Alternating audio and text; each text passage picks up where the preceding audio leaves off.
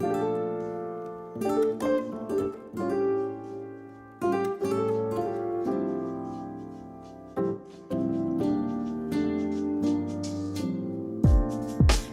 casually keep diving into concrete, so bittersweet, huh? Keep losing sleep while driving in the backseat. What's left of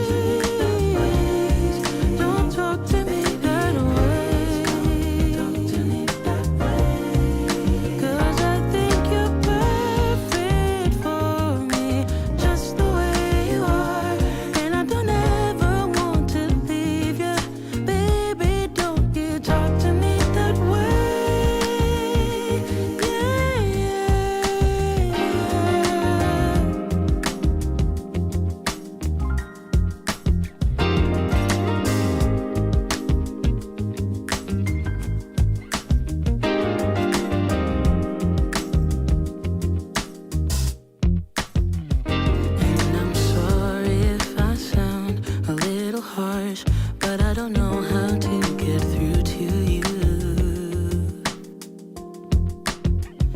Because you don't seem to know that you are everything a girl could dream of. Baby, won't you hear me? Don't talk to me that way. 'Cause I think you're perfect.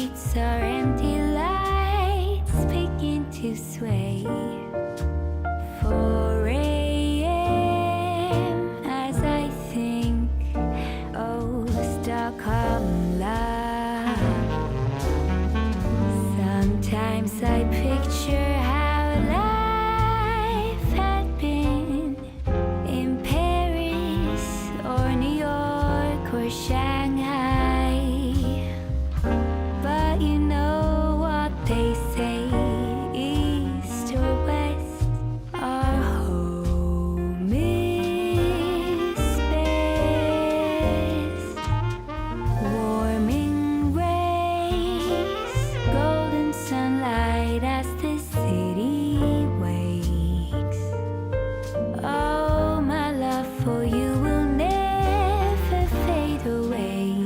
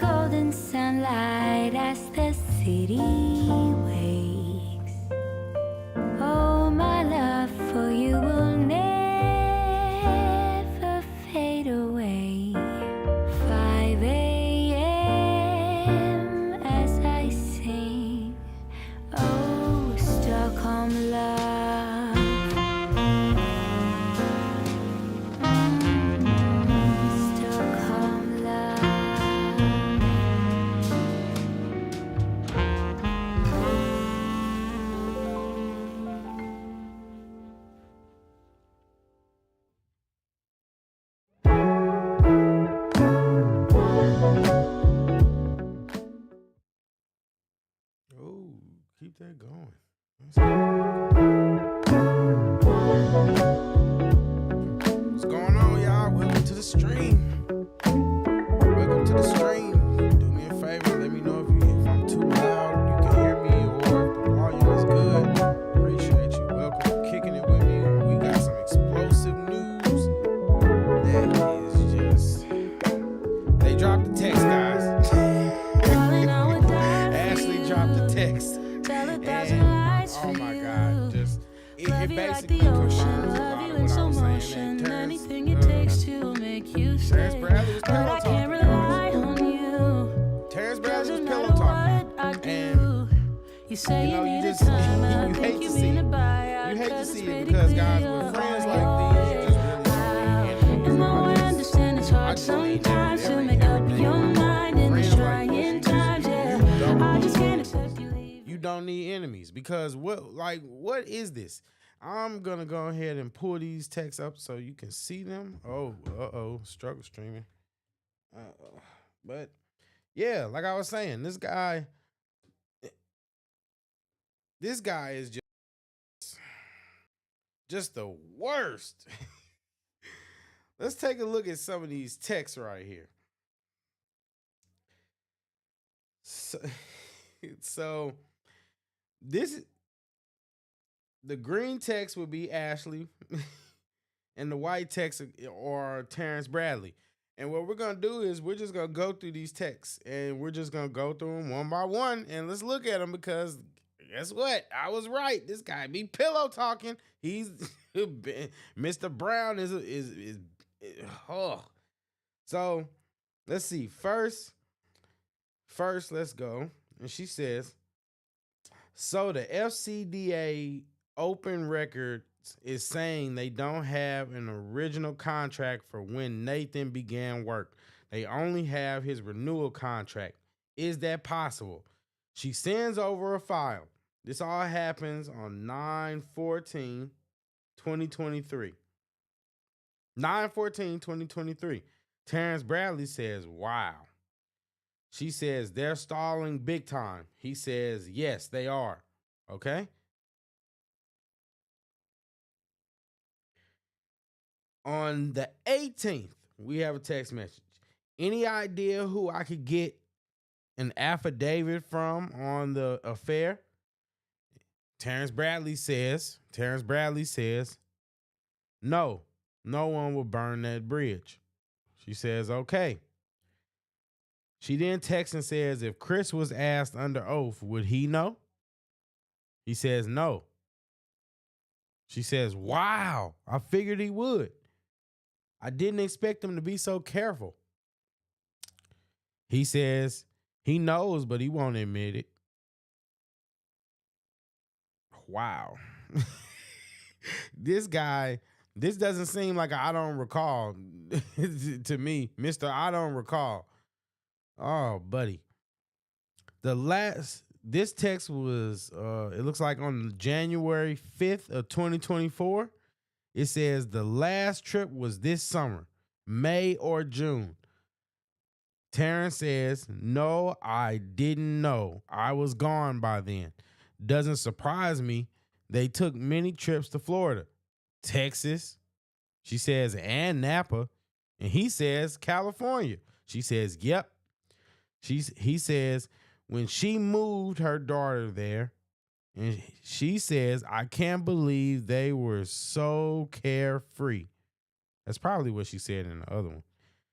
She then says, I am trying to anticipate her response when I blow this up. Terrence then says her daughter flunked out of FAMU and moved to Cali. Okay. That's cold-blooded. Just telling all the daughter's business.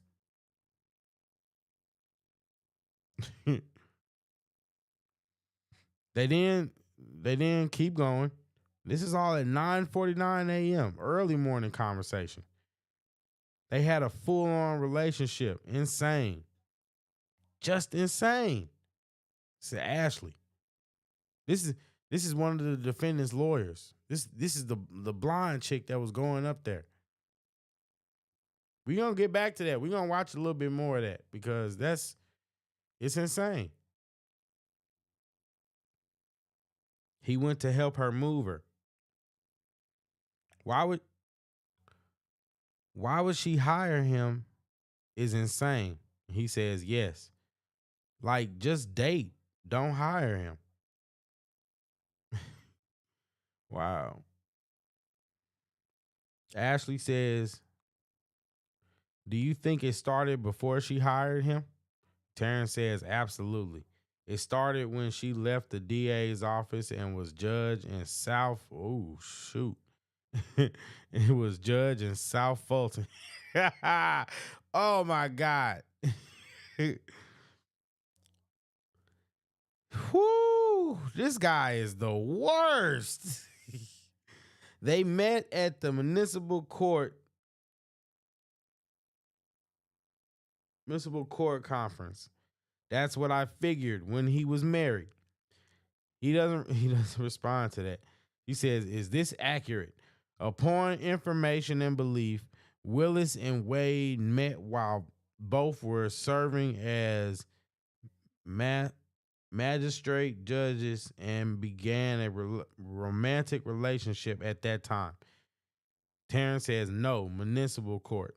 She says, "Thank you, but you can't put when you can't put where they met. Not many people know that. I might be one of the only. I might be one of only. Not even Chris Campbell. Sorry, guys. This is it's kind of small, but he sure was giving up a lot of information." She then says, I'm almost done with my motion. I'm not filing you till Monday. Go home and sleep." She then says, "I can send you a draft. Can't wait to hear about your trip." He then says, "Okay, happy hunting, LOL." She then asks the next day, "To your knowledge, has Nathan ever prosecuted a felony?" "I can't find a single one." And Terrence says, "Never in his life has he ever prosecuted a felony." She says, "That's what I found too. It's bad. Send a rough draft. Send me a rough draft." I'm sorry. Who? He's guys saying that Nathan isn't qualified either. Jesus Christ. He says, "It's okay. Add me to footnote 15 and how much I made." She then responds saying, "I took you out. I can add that back. Good point." He says, "Yeah, add it back. Anything else? Anything that isn't accurate?" And he says, "Looks good." Look. How do you think they will respond? I'm trying to anticipate. Terrence says, "Did you look at campaign contributions? I can't remember what we gave her when she was running." Ooh, boy. It's a lot of Whew. She then asks, "How will they react to this? Attack me? Give me the stupid no fear, no or favor speech?" She then says, he then says, "That's another conversation, Sonia Allen." She says, "No, they will deny it." She says, "No way." She says, "They won't attack you." He says, "Oh my," she says, "Oh my God." He says, "They will say these trips and cruises were for work, even though he didn't submit them for reimbursement." Sonya, I keep trying to figure out where she fits into this puzzle. He says, "Yes, they're going to deny it." Hmm. He says, "This is all on the same day. Do you know when she was elected, he was on her executive team and was a part of all interviews for people she hired and fired? They will still deny it." She says, "I did hear that, but didn't include it because I didn't have any proof. Was he just not paid for that? I am not sure if anyone from the office will verify."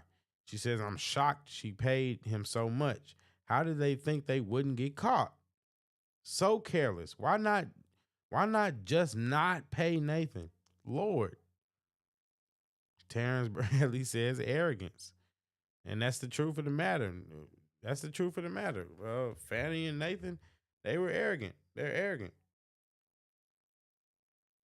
Arrogant. Just pure arrogance.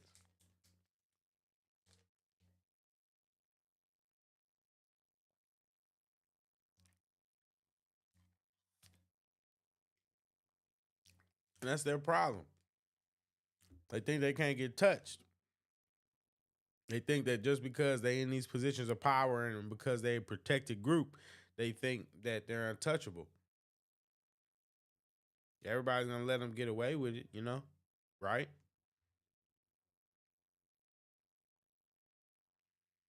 She asked him, did security accompany them on their out of town did security accompany them on their out of town personal trips?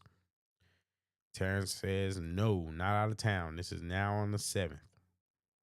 But it would to our office or dinner. She says, okay, thanks. I may subpoena the detail, but wasn't sure if it would help much. Those guys know it all. She says, yes, but they changed. You need to subpoena her original detail and current detail. You really want the guys when she was initially so he might not be as incompetent as he pretends to be. He's just sneaky and devilish. Oh my God. This is bad, guys.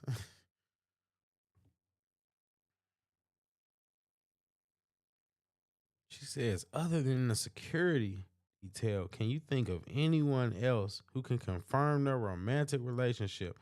Obviously leaving you and Chris out of the mix. Maybe her kids, other coworkers. Her kids, yeah. Her command staff. Jesus Christ. This is bad. This is bad, guys.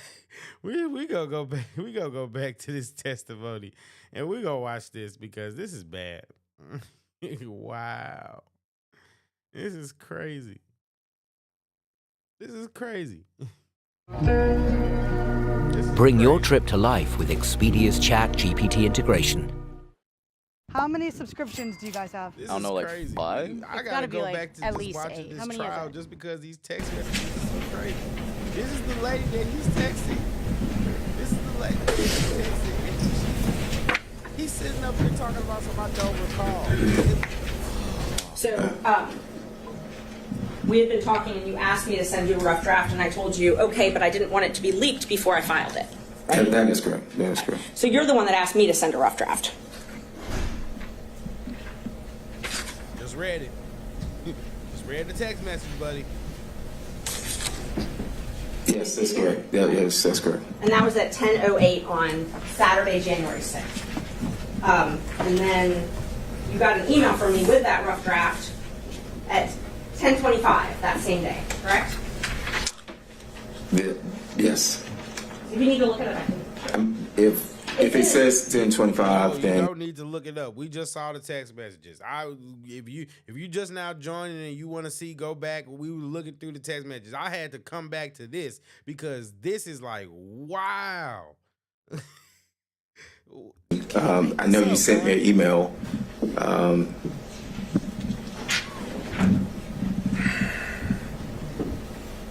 While he's looking at it, I'm going to object us to ask and answer. We've been through the fact that he sent him a copy of the motion, whether he specifically said rough draft or not, and then asked about the accuracy. He's explained his answer, and I object to ask and answer. So.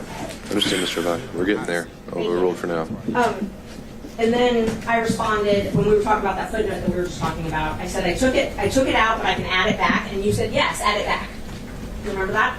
I answered that yes. And then I said anything else, anything that isn't accurate, and you responded looks good. You recall that? Let me see the. Of course. And there, I don't know where the exhibits are. Okay, let's look at it too. Let's look at it too. Let's look at it too.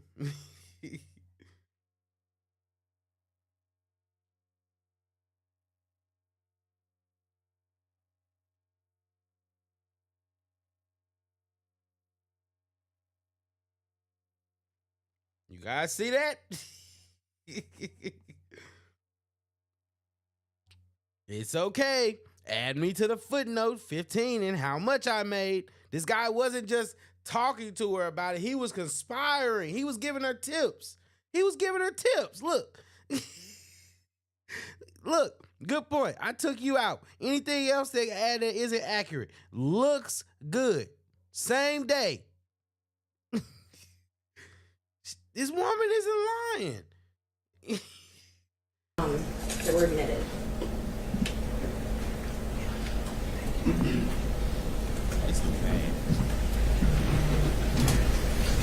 This is bad because look, it's funny to laugh at this man, but real talk, what he did is absolutely a violation of attorney-client privilege, and he's already violated like so many ethical rules as an attorney.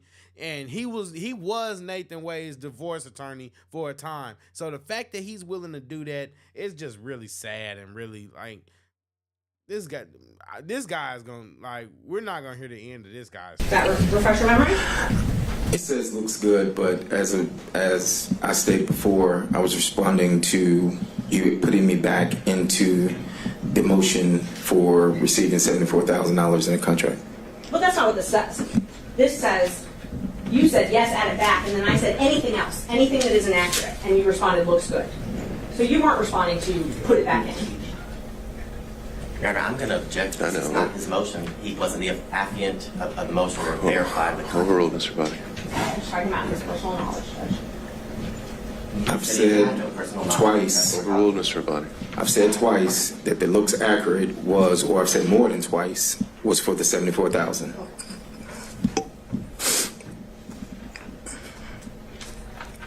Do you remember telling me about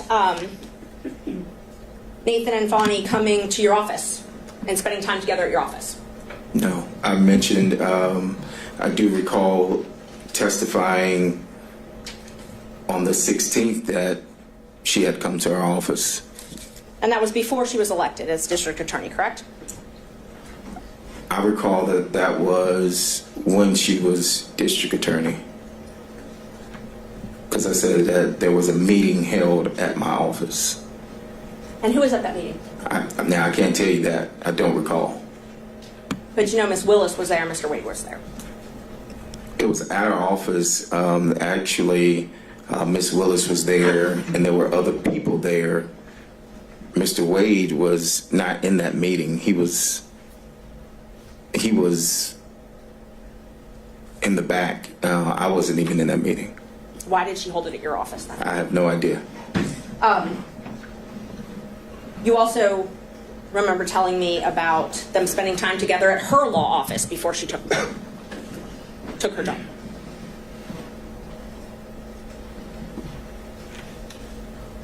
I don't recall. Do you?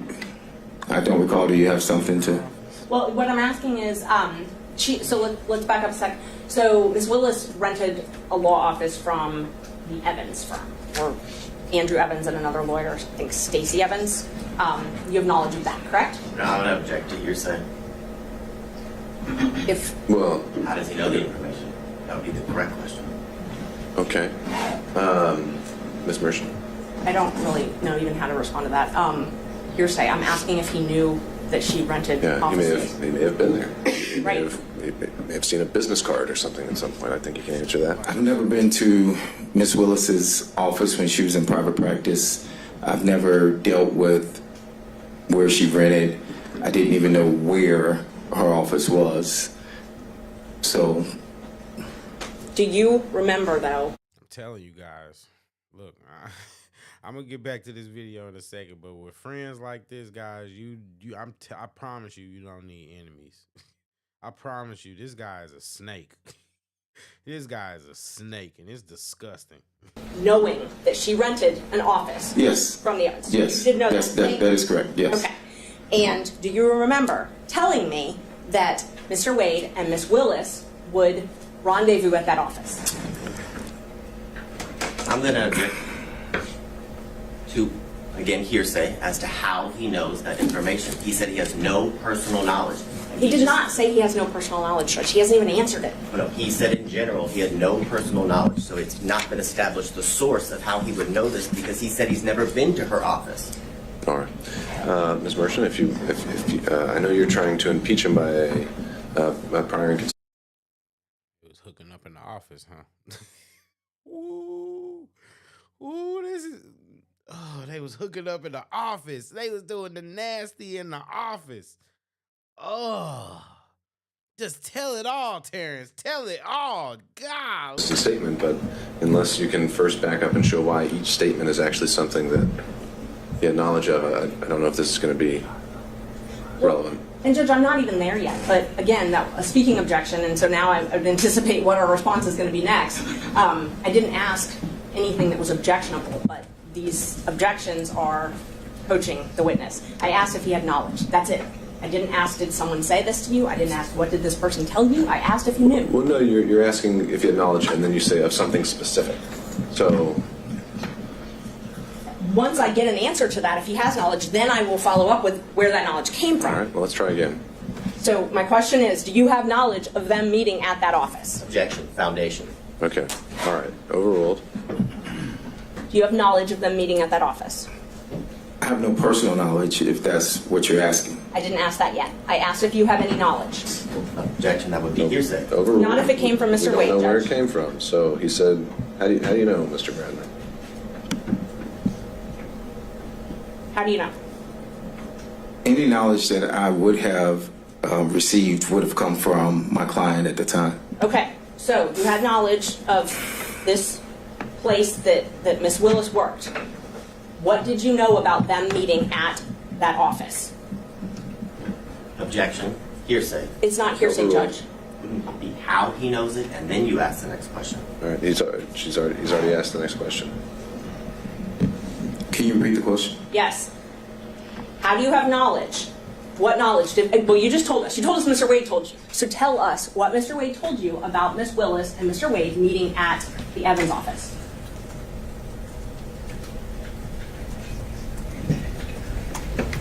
Objection, Your Honor. Privilege. This clearly covers the time after December 2018. These objections are clearly just a tactic in order to give his client time to figure out a lie. Oh my goodness gracious! It's not even clever what they're doing. It's honestly not clever. Covered by privilege. Yeah. Overruled.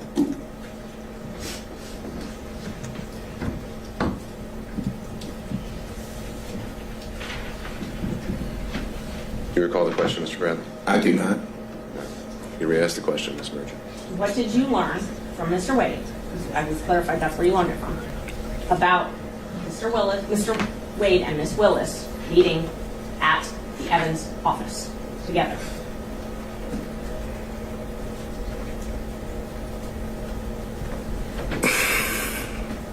Answer the question, Terrence.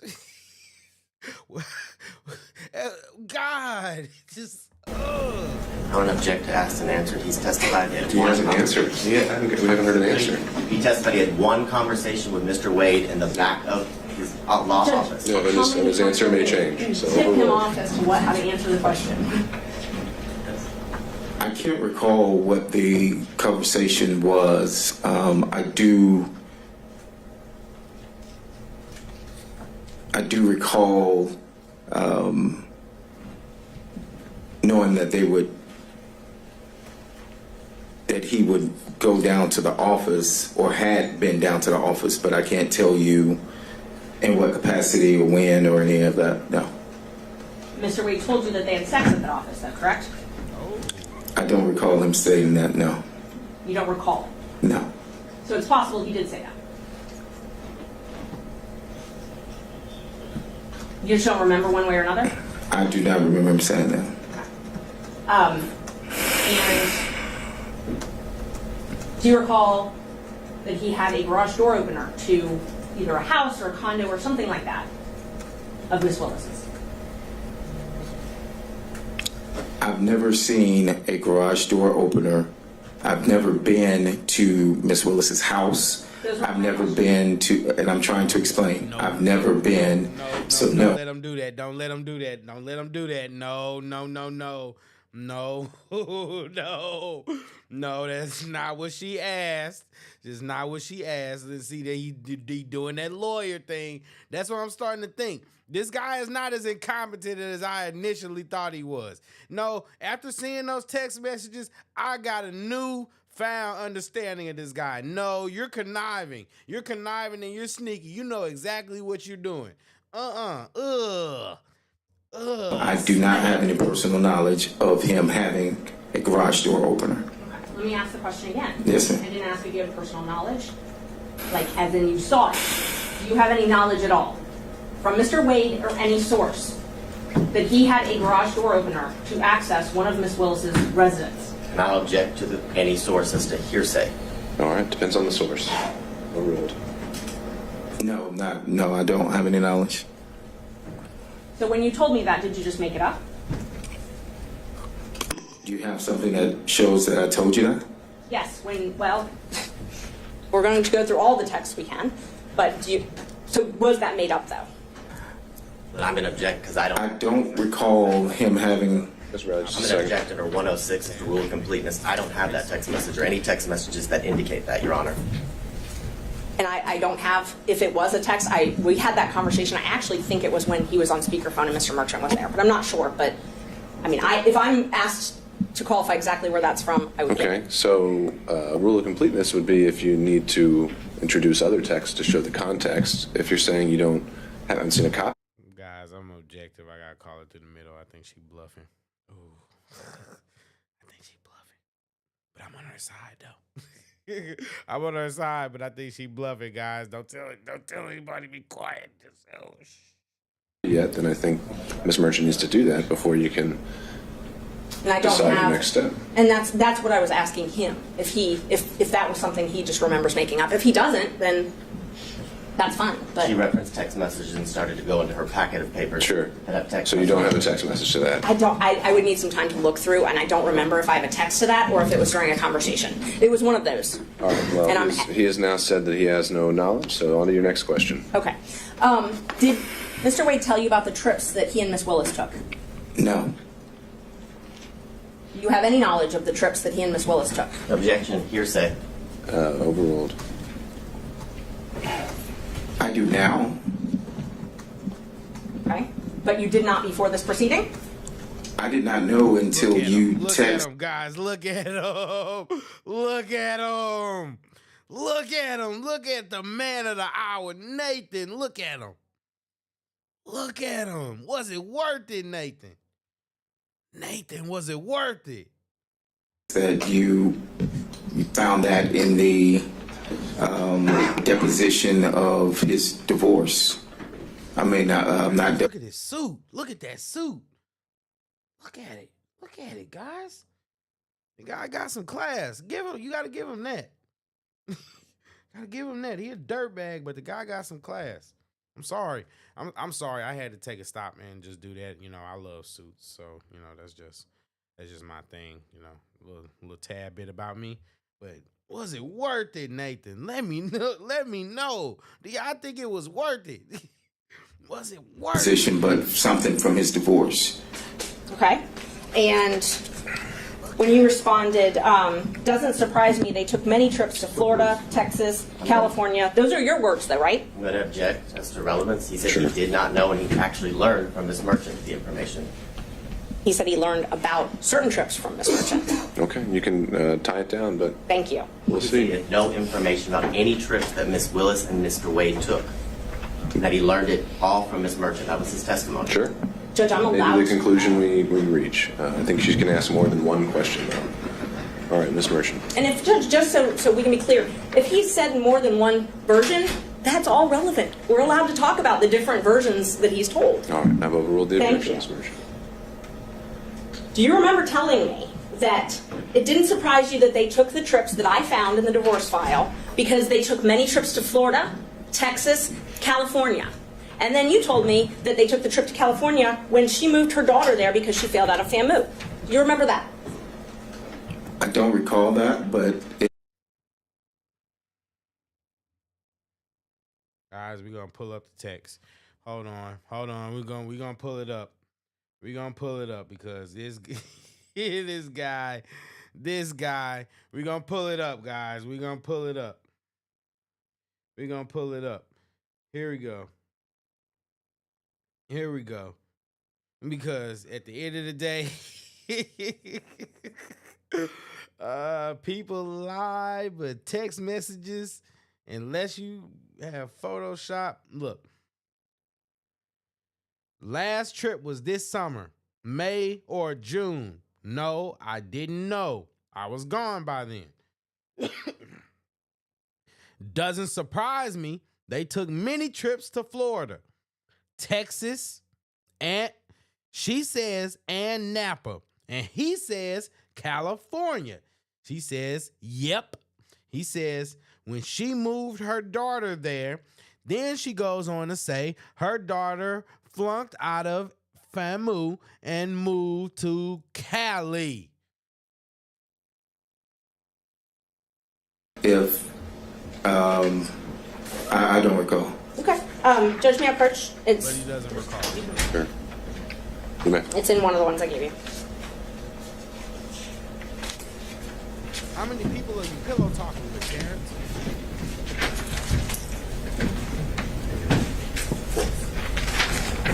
How many people are you pillow talking with that you don't even remember this? You basically just gave away everything that they've done to fight.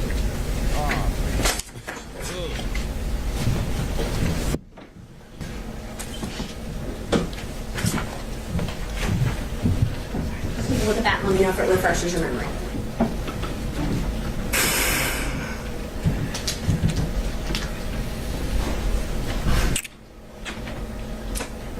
So when that Just first let me know if that refreshes your memory. yes, Okay. yes. So it's true that you told me that they took many trips to Florida, correct? Per that, yes, but one of the messages is cut off, and you asked about some other trips, and I said, no, I didn't, I think. And that was specific to, at the top of that, it says, no, I didn't. Yes. And so that was to the trips that you asked me about. And I think before that, when you mentioned that you found all these trips, I think I said, oh, wow. Yes, you did. And You did not know about all the trips that were taken, and you qualified it. You said, no, I didn't. When did it happen? And then the next text, which I can get, or you can look at your phone, or whatever refreshes your memory, you said was after you left, after the firm was dissolved, I'm correct? going to object to relevance. Overruled. It was after the firm. The trips that you said, no, you didn't know about. You told me those were after your firm had dissolved, correct? I think you mentioned that they were after I left, maybe, or whenever you found them. And I said, no, I didn't know about those trips, so. So you believe I mentioned that it was after you left? I'm quite sure you have the text message, and I will refresh my memory. Is it easier for you to refresh your memory with your own phone or with my printouts of screenshots? Well, you have the printout, so I know, but Judge, the reason I'm asking is because I'm getting objections that I've cut things off, and it's just the nature of how you have to print out screenshots. So in order to avoid that, I'm happy for him to refresh his memory with his own phone, if that would be... Well, I don't know if he's accepting your offer or not, so... Would that be easier for you? you can just provide the documents. Okay. Let's see.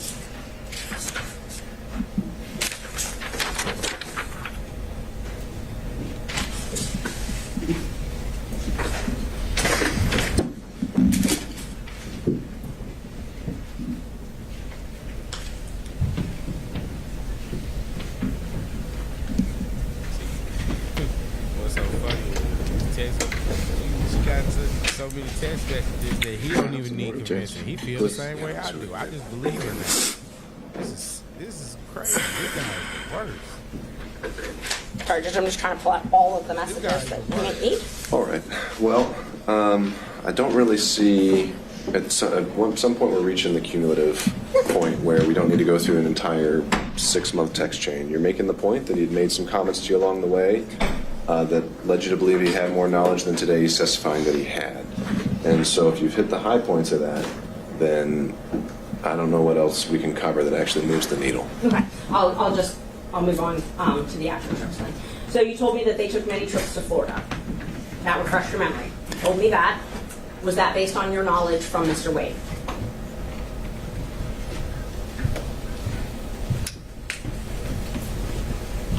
That would have been based on anything that my client would have told me. I didn't have personal knowledge of whether they went or not.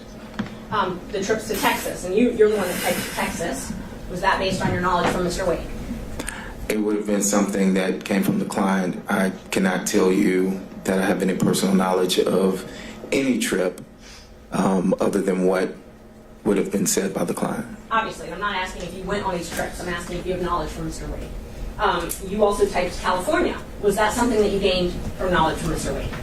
It would have been from the client at this particular point. Yes, it would have been from the client. And when you told me that the trip to California was to move her daughter out there, would that have been something you gained from Mr. Wade? Thank you, Judge. Any knowledge that I have of any trip would have come from my client at the time.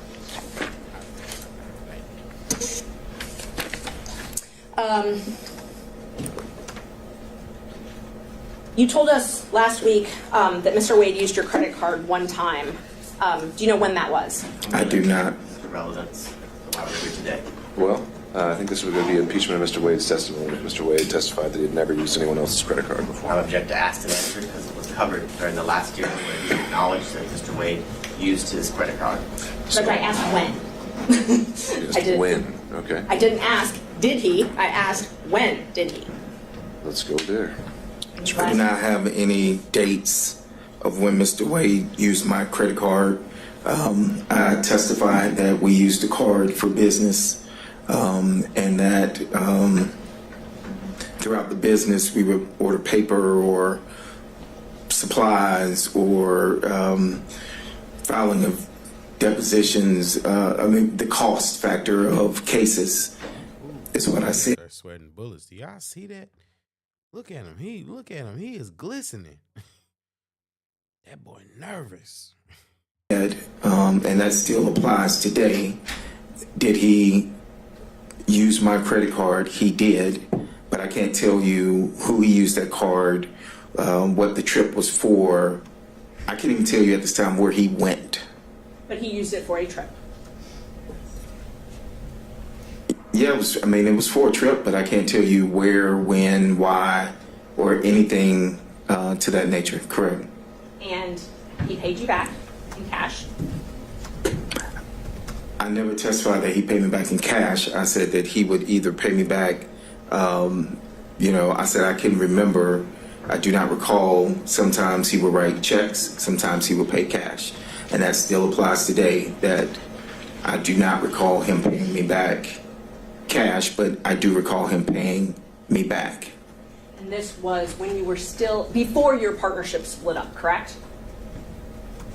It would have been before I left the firm, yes. He wouldn't have used my card after I left the firm. Okay. So we can at least narrow down the dates to that. Before I left the firm, yes. Okay, great. And Mr. Wade gave you details about meeting Miss Willis in Hateville or East Point, as it was called. That's incorrect. He did not tell you about that. He didn't give me details. He did not tell you about meeting with Miss Willis at an East Point or Hateville apartment?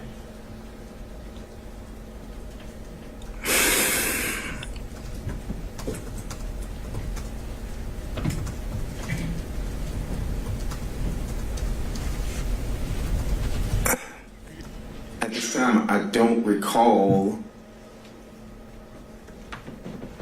Mr. I don't recall. Mr. I don't recall. Man. Oh, God. No, I don't recall. Where did you get that information from then? He's testified he doesn't recall if he even had that information. I asked if he got it from Mr. Wade, and he says he doesn't recall. So then I asked where he got it from. I do not recall where I got the information from. Okay. And you and Mr. Wade were friends as well as business partners, correct? We were friends in the sense of I've known him for years. Yes, we were friends. And You definitely did not want to come and be a witness in this case, correct? That is correct. And it was after, and we talked about this earlier, that Gabe Banks called you and then Nathan Wade called one of your friends. It was after that that you hired Mr. Chopra to assist you in this matter, correct? Mr. Chopra and I hired Mr. Graham. Now, Mr. Graham is here, and when I received the subpoena, Mr. Graham was here at the last hearing, but he also had to go out of town, but he was present. Mr. Graham, I called, and I had started getting calls from media, and... For those of y'all that have been watching, I do got a question. Does this guy look like Mr. Brown to you? This guy looks like Mr. Brown. I'm sorry. Every time I see him, I just hear, sit down, Brown. Every time. He just look like Mr. Brown. I'm sorry. Like, and I told him to respond to the media, I think, and that was somewhere around whenever you subpoenaed me. So it was, I can't tell you that it was that instance of those calls for Mr. Chopra, but I had engaged Mr. Chopra and Mr. Graham at that time. Okay. I'm going to ask the question again because I didn't get an answer to it. After you got the phone call from Gabe Banks and from Nathan Wade to your phone. I think it was before that, but however, I think it was before that is what I'm stating. When you got the call from Gabe Banks, you called me immediately. Well, actually, you texted me and then you called me.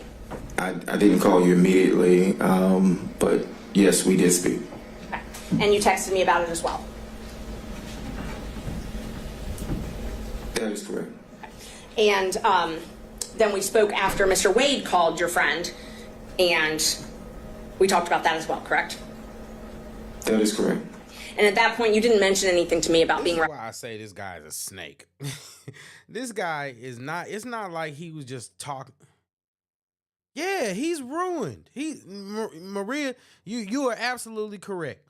You are absolutely correct. You guys see, no one is going to hire this guy. He is ruined. This guy is the biggest snake that I've ever seen in real life. Like, I just cannot believe what this guy is doing. He's literally co-conspiring with these people. And now they done got him looking stupid because now he's up on the stand. Oh my God. What is with these guys? Everything that he knew, he was just sitting there. He got up on that stand with all that BS, just a complete load of it, talking about some, I can't speak to that by violating my attorney-client privilege. Guess what? What do you think these text messages are? What do you think these text messages are? She literally got you, buddy. She got you. And you don't got nobody to blame but yourself. If anybody hires you, they're a fool. They're a fool if they hire you. Because, I know I'm not the only one tripping. This guy is the worst. He was co-conspiring with these guys. Just mad. And the reason why he's mad is not because they overthrew. He got kicked out of the firm because he was getting SA accusations. So it's not like it was just something like they had a falling out over money. It's not like they just grew apart. It's not like they had a business, a different mindset for the business. No, this guy got pushed out because he was bringing bad attention and he couldn't keep his hands to himself. So he has the nerve to get mad and then go pillow talk with the opposing team, trying to ruin their lives from the backs, like from behind the scenes, like some kind of manipulating puppet master. I see people like this, and it's just it's hard. You hate to see it. You hate to see it because you don't got nothing good coming to you. You don't got nothing good coming to you. Presented by Mr. Chopra. But I didn't mention anything about Mr. Chopra or that is correct. Yes, that was only my question. Let's see. I'm going to show you two more texts. They're in the ones. All right, Ms. Merchant, we're going to do 5 This is the more last minutes. 2 questions. Thank you. 3:05, I'm cutting you off. Thank you.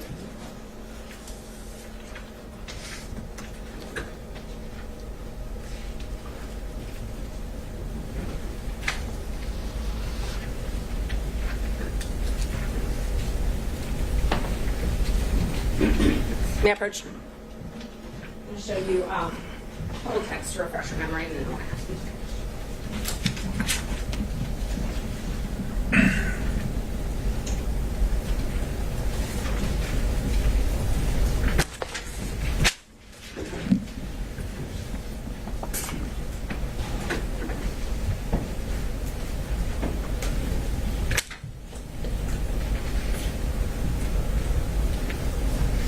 Are these supposed to go together? No. Oh, these are two separate dates? Completely different dates. Okay, all right.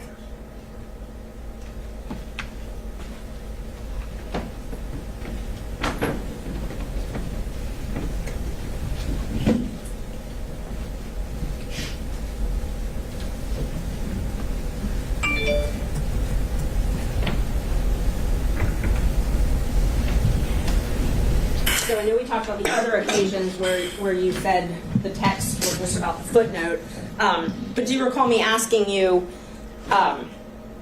do you think it started before she hired him? And you said absolutely. You recall that? I see that in the text message, yes. Okay. And do you also recall me asking you how they would react if they would attack me? And you said no, they will deny it. Your Honor, objection as to speculation. We looked at this, and she was wondering if they were gonna like try to attack her, like come after her as a person and all that kind of stuff. No, he was like, oh, they won't attack you. They'll deny it. She was surprised. As to how he thinks they will react. I think that goes to the motivations of the witness. Overall. And you told me that they will deny it. That's written in there, yes. I just want one last opportunity. You're an officer of the court, correct? I am. And you're under oath today? I am. Is there any of your testimony from today or the previous days that you want to correct? That I want to correct? Yes. No, I've told you everything that I've answered everything that you asked. Thank you. Oh, Judge, just so co-counsel and the state can have them, just for the record, I can admit those few that I took. Well, they weren't ever tendered. And so it's just for. I didn't know if they wanted right. to use them.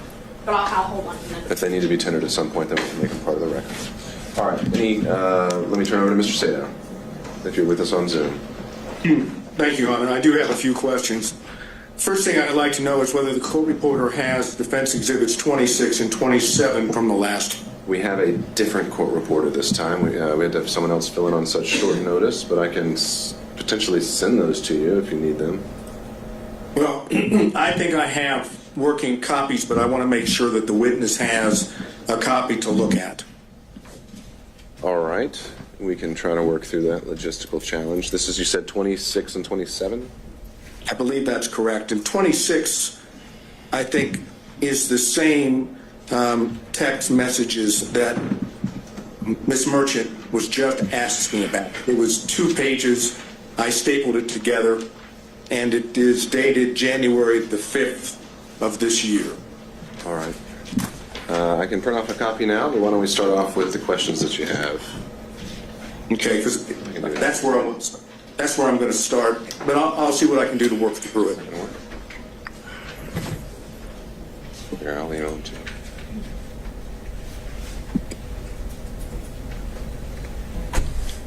Okay.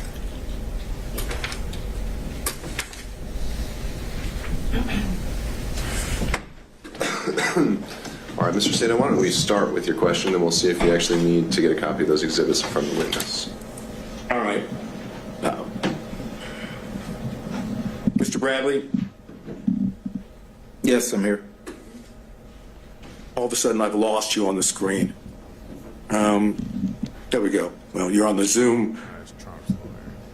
You're on YouTube, but you're not on the Zoom itself. But not that I can see. I'm here. I can hear you. No, I know. I think his visuals may be a little different. So hold tight, Mr. Sadow. We could try to correct that. So that Yeah, he was on. He was on when Miss Merchant was asking questions. we need to add. Able to see you in here. We need to add a spotlight to Mr. To the witness stand and a spotlight to Mr. Sadow, and we don't need all the other boxes. There we go. Thank you very much. Well, then hold tight, Mr. Sadow. We need to add you as well. Yeah, that was Trump's lawyer. We watched that already. All right, now we're ready. Thank you, sir. All right, guys. I'm gonna be right back. Just give me a second.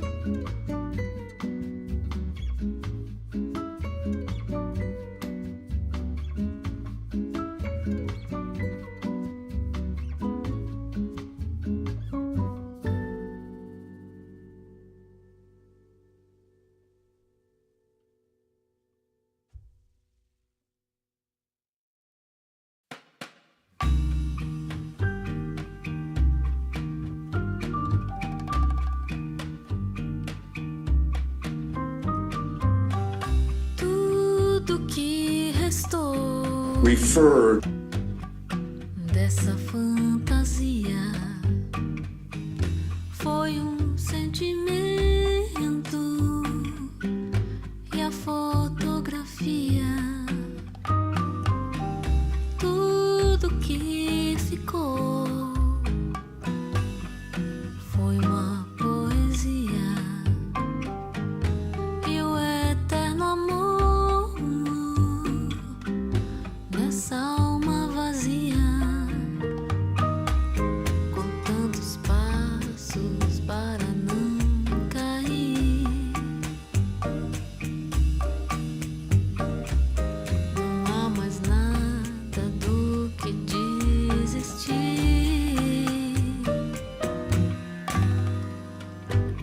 O tempo se arrastou. Hey, what's going on? I'm back, guys. So, yeah, we're gonna get back into this. But before we do, Maria says she gave him a chance before she puts the nail in his coffin as for him being a lawyer. And yeah, I agree. Yeah, it was just, yeah, she just, yeah, that was funny. And she got him good too. I'm not gonna lie. It started out kind of rough, especially how, it almost seemed like the judge was having to like tell her what she or like give her like pointers on how to ask questions, which normally is not like a good thing because judges are supposed to be impartial. But she really, when it came to those text messages and those receipts, she really pulled it out. And then just them mysteriously leaking, I'm just saying, it's pretty. you gotta give credit where it's due, and she's pretty clever. So thank you for your comment. I appreciate you. She's going to try and impeach him. Yeah.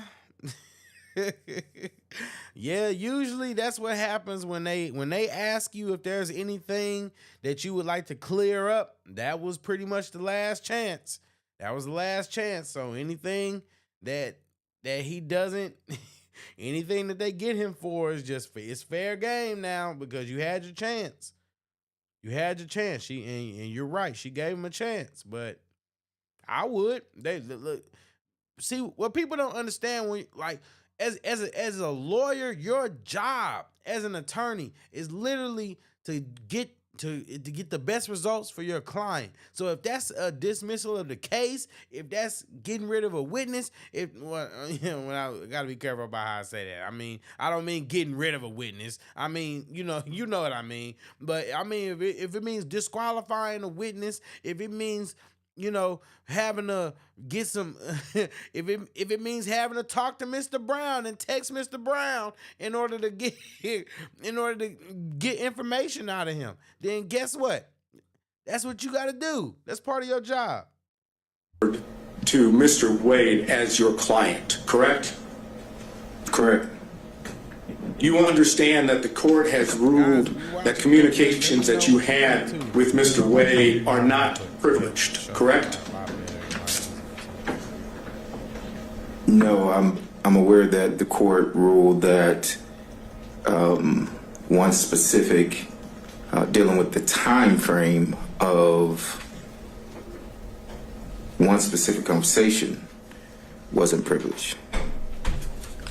Then I'm going to ask Your Honor if it's that the limitation, or to clarify, email. Sure, Mr. Sadon, you asked whether all communications with Mr. Wade, I think, were covered. That was not the extent of the ruling. The only ones that I deemed were not covered, and that I'd asked about in the in-camera hearing because those are the ones that were relevant, were any communications Mr. Wade made regarding the existence or non-existence of a romantic relationship with Ms. Willis. Fine, thank you, Your Honor. I understand. So, going back to this line of inquiry, when you say you don't have personal knowledge, what I want to ask you to start with is very simple. Did you have communications with Mr. Wade about the relationship between Mr. Wade and Ms. Willis? It's a simple yes and no.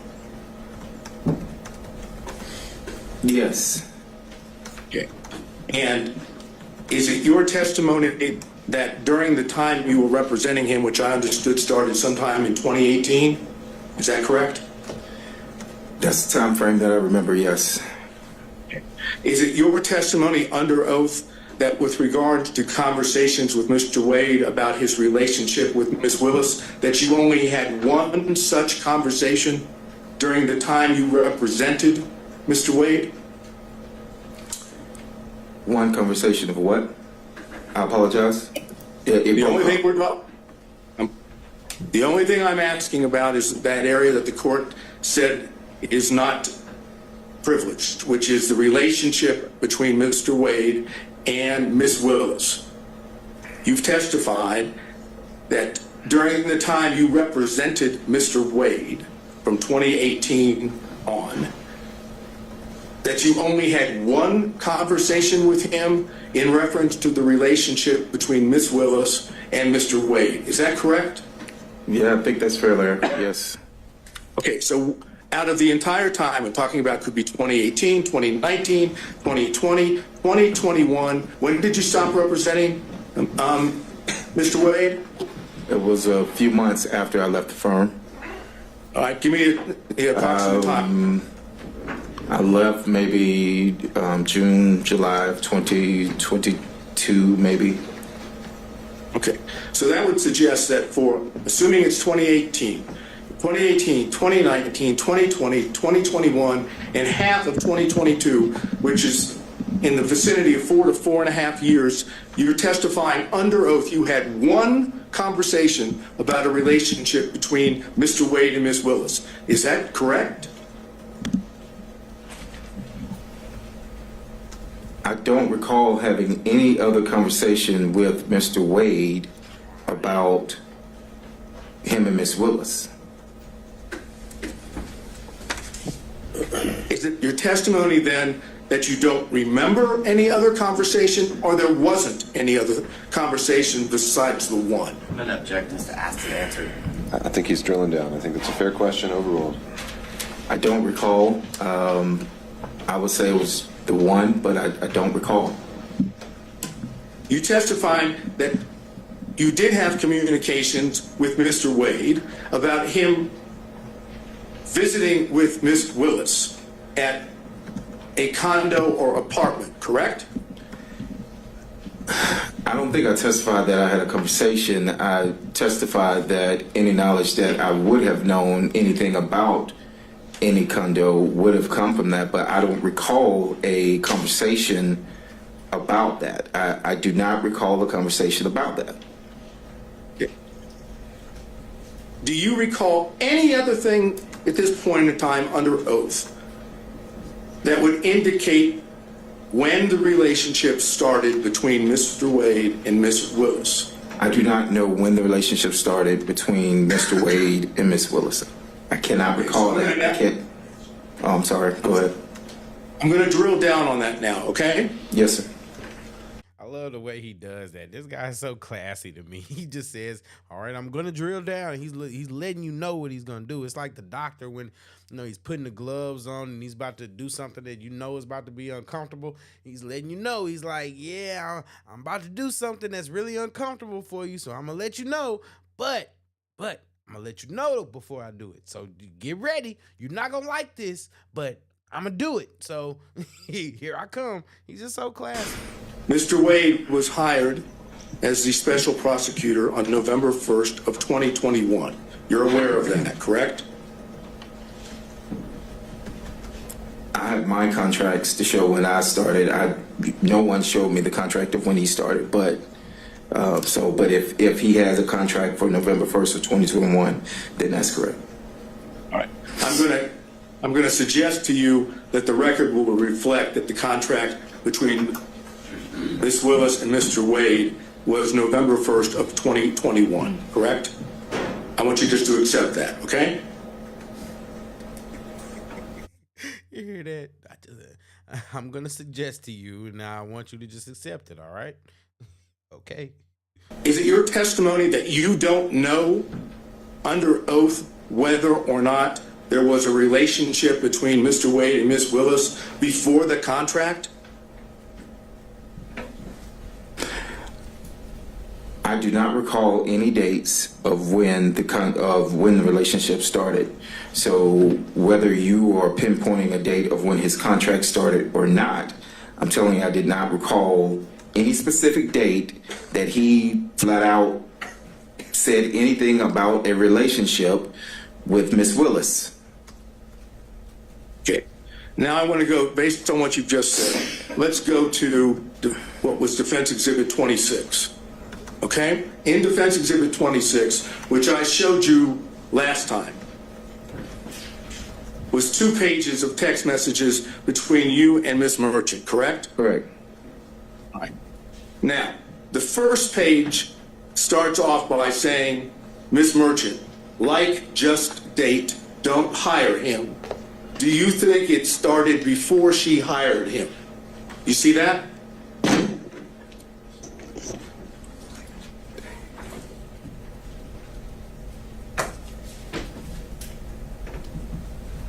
Yes, I see it, yes. And your response to that was absolutely, correct? I'm going to object, ask and answer in cumulative. All right. So, Mr. Sato, I do think we went through a lot of these texts. We didn't go through this whole one. Just a second, Mr. Sato. All right. I'm sorry, Mr. Sato. You said we didn't go through this particular one? No, we stopped right there. I want to go.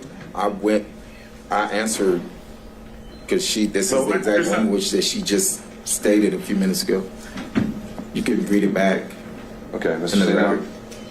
Sato. How you remember that, but you can't recall any other question that they ask you? How you? Sure. You saying both of these 2 exhibits weren't already covered by Miss Merchant? It was not gone, this particular language was not gone into. I'm doing it based on the exhibit itself. Well, let's do it this way. I now move into evidence defense exhibit number 26. All right, and I'd have to search through my notes, but does anyone recall that one actually been tendered in a minute already? It was. No, it was only presented to Your Honor for you to take back into camera ex parte to speak with Mr. Bradley and his counsel. Okay. Ms. Merchant is indicating that it was admitted. I thought Mr. Sato admitted it, but I'm organizing, bringing them back in order. So I think it might be easier if I just admit the copies of the text that we're all referring to. All right, so Defense Exhibit 26 and 27 are being tendered. Well, actually, only 26 at this time. Okay, Defense Exhibit 6, any objection from the state? 26. 26. I'm going to object as it relates to foundation and authentication. It was used to, during the last hearing for the purposes of refreshing his recollection, and it's my recollection is that it didn't refresh his recollection, but I renew my objection as to asked and answered in cumulative. Okay. As to foundation and authentication, I think Mr. Bradley has recognized them as texts that he sent and received, so I think I'd overrule on that basis any other objections to their admissibility from any other defense counsel, and seeing none, Defense Exhibit 26 is now admitted. Mr. Sadow. Thank you. All right, let's continue. Now I'm publishing it. After you said the word absolutely, on your own, you said it started when she left the DA's office and was judge in South Fulton. They met at... Asked and answered. All right, understood, Mr. Body. I'm going to let Mr. Sadow have a few minutes on this, and we'll go from there. But Judge, I'm sorry. I did answer this. I answered it for Ms. Merchant. I stated that I was speculating. The judge, someone objected to the speculation, but this was the exact same language. All right, well, thank you for that, Mr. Bradley. Mr. Sadow's asking the question. Once again, he can remember what specific language and questions that were already asked, but you don't recall just basic concepts. This guy is just so full of it. He's so full of it. How would you feel if you had this guy as an attorney? How would you feel if this guy was your attorney? If the fate of your case, your hard-earned money, your livelihood, if that was on the line? Oh, this guy is just too much. He's just too much. Such a convenient memory. Such a convenient memory, sir. Slightly different manner, and I'm going to give him a little bit of leeway to do that. So, Mr. Sadow. All right, I hesitate to have to start back where I was, but after the word absolutely, you on your own said it started when she left the DA's office and was judged in South Fulton. They met at the Municipal Court CLE conference. That's what you said, correct? That is correct.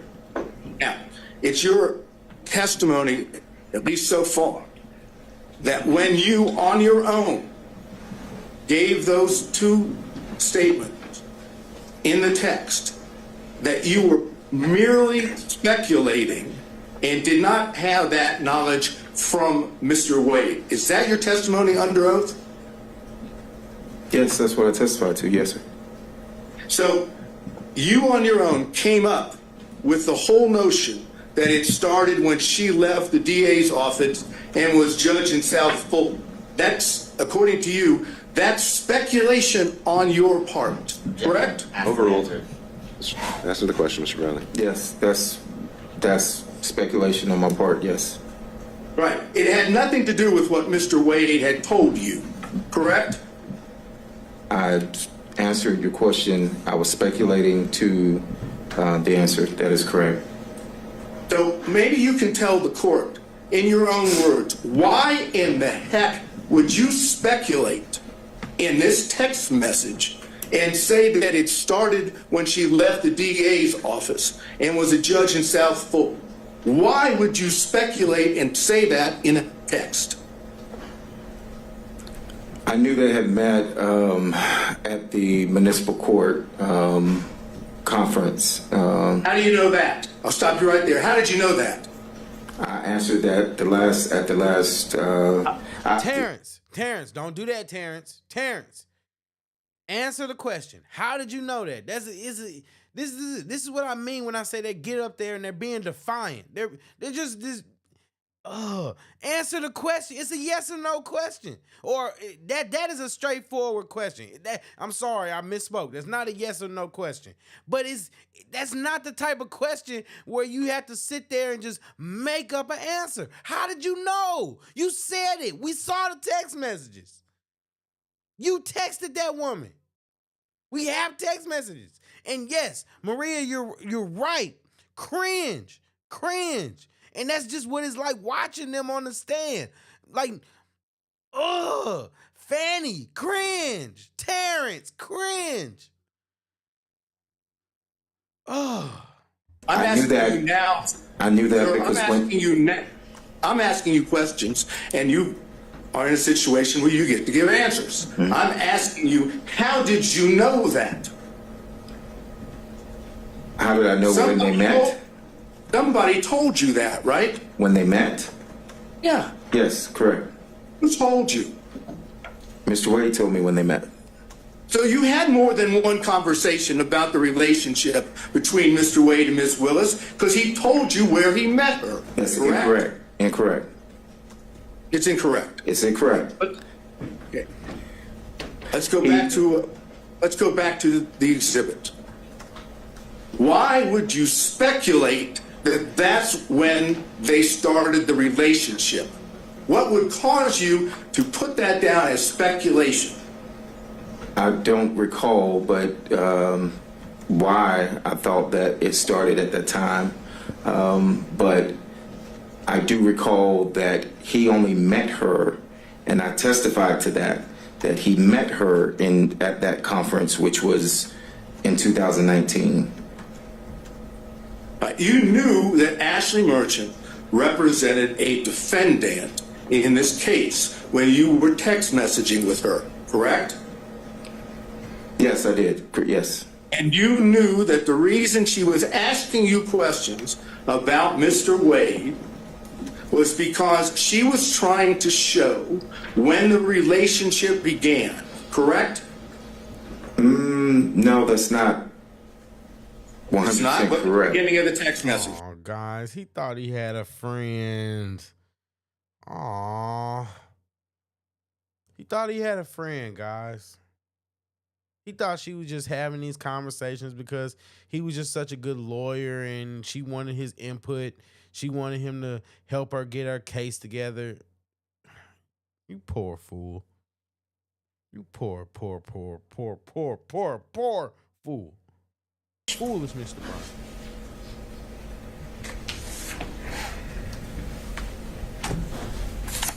Yes, but what messages were before this message, before she sent that? I can't answer that question because I don't have them. All I have is what's in front of you. Yes. And it says that she says, do you think it started before she hired me? So you knew, as the counsel for a defendant in this case, that Ms. Merchant was asking you specifically about the knowledge that you had regarding the timing of the relationship between Wade and Ms. Willis, correct? I mean, based on this, yes, I see what was asked.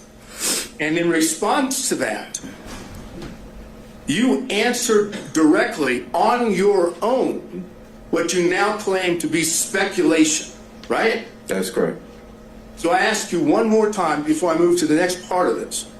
Why would you speculate when she was asking you a direct question about when the relationship started? I have no answer for that. Except for the fact that you do in fact know when it started, and you don't want to testify to that in court. Overruled. That's the best explanation. This is completely argumentative. That's the true explanation, because you don't want to admit it in court, correct? No, I have no direct knowledge of when the relationship started. I'm not going to go back through that again. But if you didn't know, and you were asked specifically as this exhibit shows, maybe you can explain why you wouldn't say, I don't know.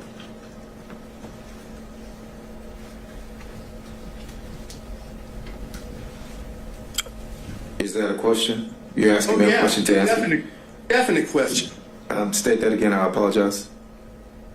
If you're being asked, as we've just gone through with this text message from Ms. Merchant, yes, as the attorney for a co-defendant, yes, and she's asking you about the relationship, and she's clearly asking you about the timing, why wouldn't you just have said in response, I don't know when it started? I don't know why I didn't say I don't know.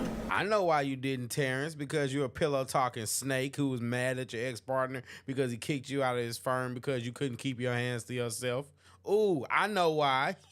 I know why, because you're a vindictive, sniveling little snake. That's why, Terrence. That's why, because with friends like you, who needs enemies, Terrence?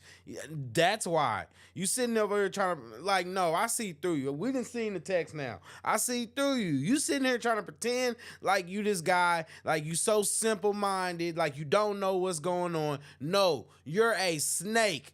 You're a snake, Terrence. I'm sorry. And at the end of the day, you're not fooling me. I seen you. I've seen you for what you are. You are a snake. And guess what? You're not fooling anybody with that. I don't recall. I don't recall. Nah, you nervous because you on the hot seat. You on the hot seat because you lying. And the only reason you're there is because you were pillow talking. You were pillow talking. You went over there, you trying to help this woman orchestrate this case. Like I said, a puppet master. And now it backfired on you, and now you up there sweating, mad at the world. Look at you. Look at him. He look mad. He look angry. You angry, and you don't got nobody to be angry at but yourself. Nobody. Because you didn't nobody tell you to go text this woman.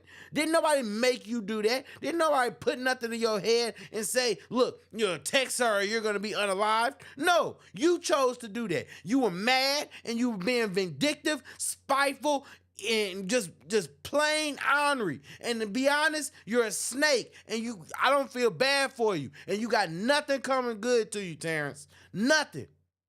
Nothing good is going to be coming to you. Because at the end of the day, you know what you did was gross. Nathan did his dirt. Fanny did her dirt. But what you did, you don't even have honor. I guess there's no honor amongst thieves, though, right? But at the end of the day, you are a snake. You are a snake. A snake. A sniveling snake. That's why, Terrence. That's why. So since you can't recall, J Red is here to help you. I'm here to help you, remind you why. It's because of those text messages, because you're a snake. Nobody can trust you. Your clients can't trust you because if you get mad at them, you're going to run and tell their secrets. Your friends can't trust you. You get mad and you go tell on your old partners. What kind of person are you?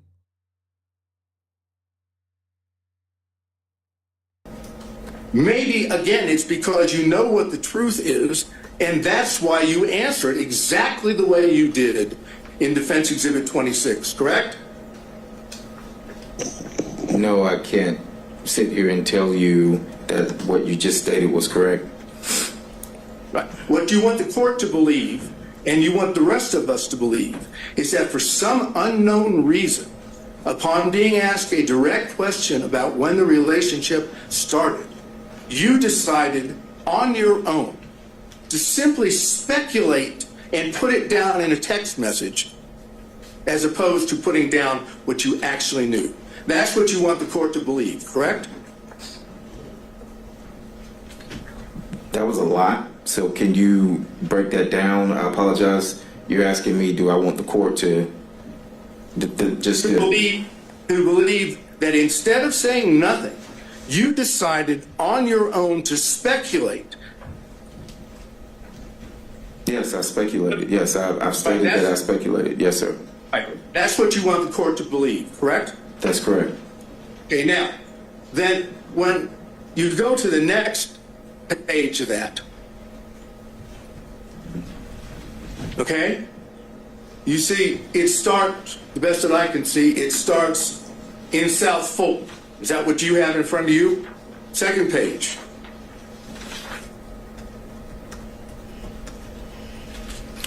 The second page that I have says that's what I figured. Okay, that may be cut off from the one that I have. I'm looking at my opening line says in South Fulton. Is that on your second page? No. So if you're going in order of the pages, no, neither page starts with South Fulton. No, don't get caught up in whether it starts that way. Does the second page have a line in there that it says in South Fulton? Oh, yes, I apologize. So, yes. That's fine. Yes. Just want to make sure that we're on the same page. Yes. But yeah, I think it's a delay. Yeah, no, seriously though, these guys are terrible. They're terrible. They're honestly terrible. When you look at it, Nathan is an adulterer, Fanny is a slut, and at the end of the day, she's a lot more than just a slut. But when you look at it, Fanny is just, she messes with married men, and Terrence betrays his clients and all of them violate ethics. They all, oh my God, Nathan and Fanny are criminals. Terrence is an ethics violator. Put him in front of the bar. Put him in front of the bar, and they have no reason not to take his license. They got to take his license. When you look at those text messages, does that look like he was worried about any attorney-client privilege? No, they need to take his license. He needs to lose his license, and Fanny and Nathan are probably going to get kicked off of this case. Fanny and Nathan are going to be kicked off the case. They're going to get kicked off this case. Because at the end of the day, not only were they doing what they were accused of, but they perjured themselves too. They perjured themselves. They committed perjury. And now this guy, the guy that they were fighting so hard. Yeah, Fanny is a gangster. She showed it too. She showed it. Yeah. Icy Kitty says, yep, Fanny is a gangster. And she is too. She showed it when she got on that stand. And she's not willing to let this go either. She gonna fight. Fanny and that's one thing Look, do I agree with her actions? No. 100% don't agree with her actions. But I will respect the fact that Fanny is not no punk. She is not no punk. She may be a criminal. She may be she may be a home wrecker. She may be all that and above. But Fanny is not no punk, and she is not going down. She is not going down without a fight, and that's what I be trying to tell people. The only thing is, it's like, why are you so excited about her being like that, or why is black culture? Because I made my comments about how I think that they're a poor representation of black culture, right? And people are so defensive of her. And my thing is, this gangster side that she's showing, she's not even doing it for you. She's not doing it for people that look like us. She's not doing that for people that look like us. She's doing that for glory and fame. And look, I'm not gonna knock anybody. Get it how you get it. I'm sitting over here trying to make money, giving my opinions, just giving unfiltered opinions. You know what I mean? But guess what? Fanny, she's gangster.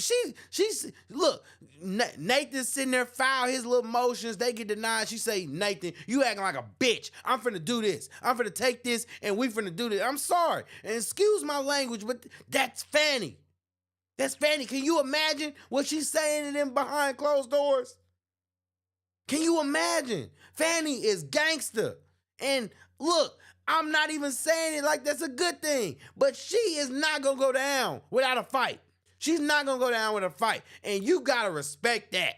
You gotta respect that. If you're gonna be a criminal, I guess you might as well go down with your ship, right? But golly, that woman is tough. Fanny is tough. I can't take that away from her. That woman is tough. That's why he up there sweating bullets. He probably scared. He probably scared that he didn't ruin this case for them. You look at him. Look at him. Look out. Look at his head. It's glistening. He's scared. And you know what he's scared of? He's scared of gangster Fanny. He's scared of Fanny.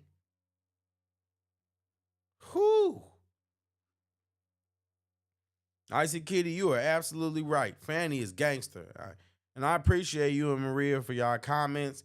Everybody else, let me know what y'all opinions are too. I want to hear what y'all got to say too. Okay. You say after in South Fulton, they met at the Municipal Court CLE conference, right? Yeah. I am curious about something which I think too, because I know this is a little off topic, but for those of y'all that saw Nathan Wade and his suit, who y'all think got a better suit between this guy and Nathan Wade? Who y'all think more stylish? Who got more gentleman drip? Because these guys should have the money for it. You see that? Yes, that's correct. And then Miss Merchant says, that's what I figured when he was married. Is this accurate? Upon information and belief, Willis and Wade met while both were serving as magistrate judges and began a romantic relationship at that time. You see, that's what she said, right? No, I mean, so it says they met at Municipal Court CLE. The only other thing here says that's what I figured when he was married. There's no response for me on that day. And then there's another response, I guess a question that says, is this accurate? Okay, that's what I just went over with you. Okay, so I don't have anything in that. Is this accurate at all? I can show the court. It just says, is this accurate with the question mark? I don't have anything following that. You don't have, after that, upon information and belief, Willis and Wade met while both were serving as magistrate judges and began a romantic relationship. His body language absolutely says it all. Look at him. He looks so uncomfortable and nervous. And are you sure you're not just saying that because, well, I'm not going to lie. Yeah. Turn the page. Turn the page. Turn the page.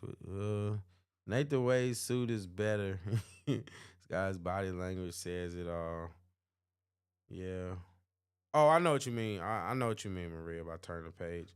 Do you think Nathan Wade's suit is really better? Or do you think that it's just because Nathan Wade isn't as bodily challenging, isn't as big as this guy? You know what I mean? I just want to be fair. I don't have any dogs in this fight. You think the suit is better? Or because, I mean, Nathan is clean now. Don't get me wrong. But this suit is pretty nice. You know what I mean? I just don't think he's doing it justice. You know what I mean? I don't know. But Maria says, turn the page. And yes, that's what they were talking about. The guy was acting like he didn't understand that, he was acting like he didn't understand that they were on both, that it was more than one page. Like, bro, you're not stupid. And that's what I mean. The guy's playing stupid. He's playing stupid. That's what I think. I think he's just playing stupid because he knows that that's the only way he's going to be able to get out of this. But it's not going to work. It's not going to work anymore, buddy. I like both suits.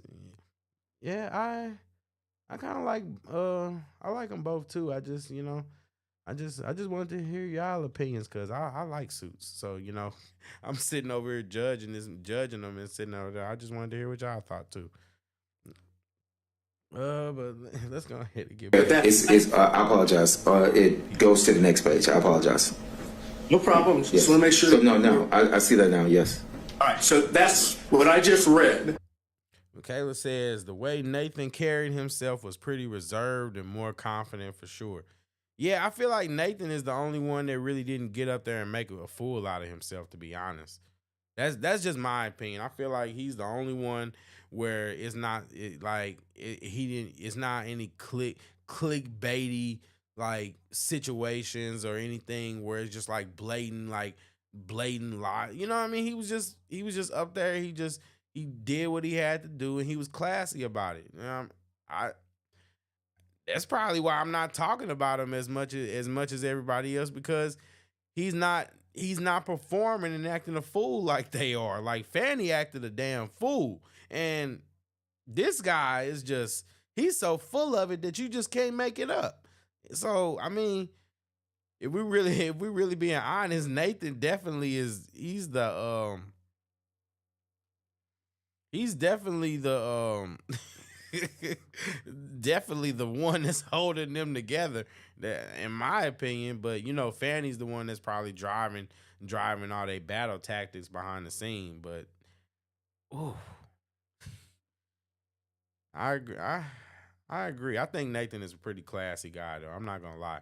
I don't agree with his actions. I think that adultery stuff is terrible. But I mean, yeah, he's a pretty classy guy.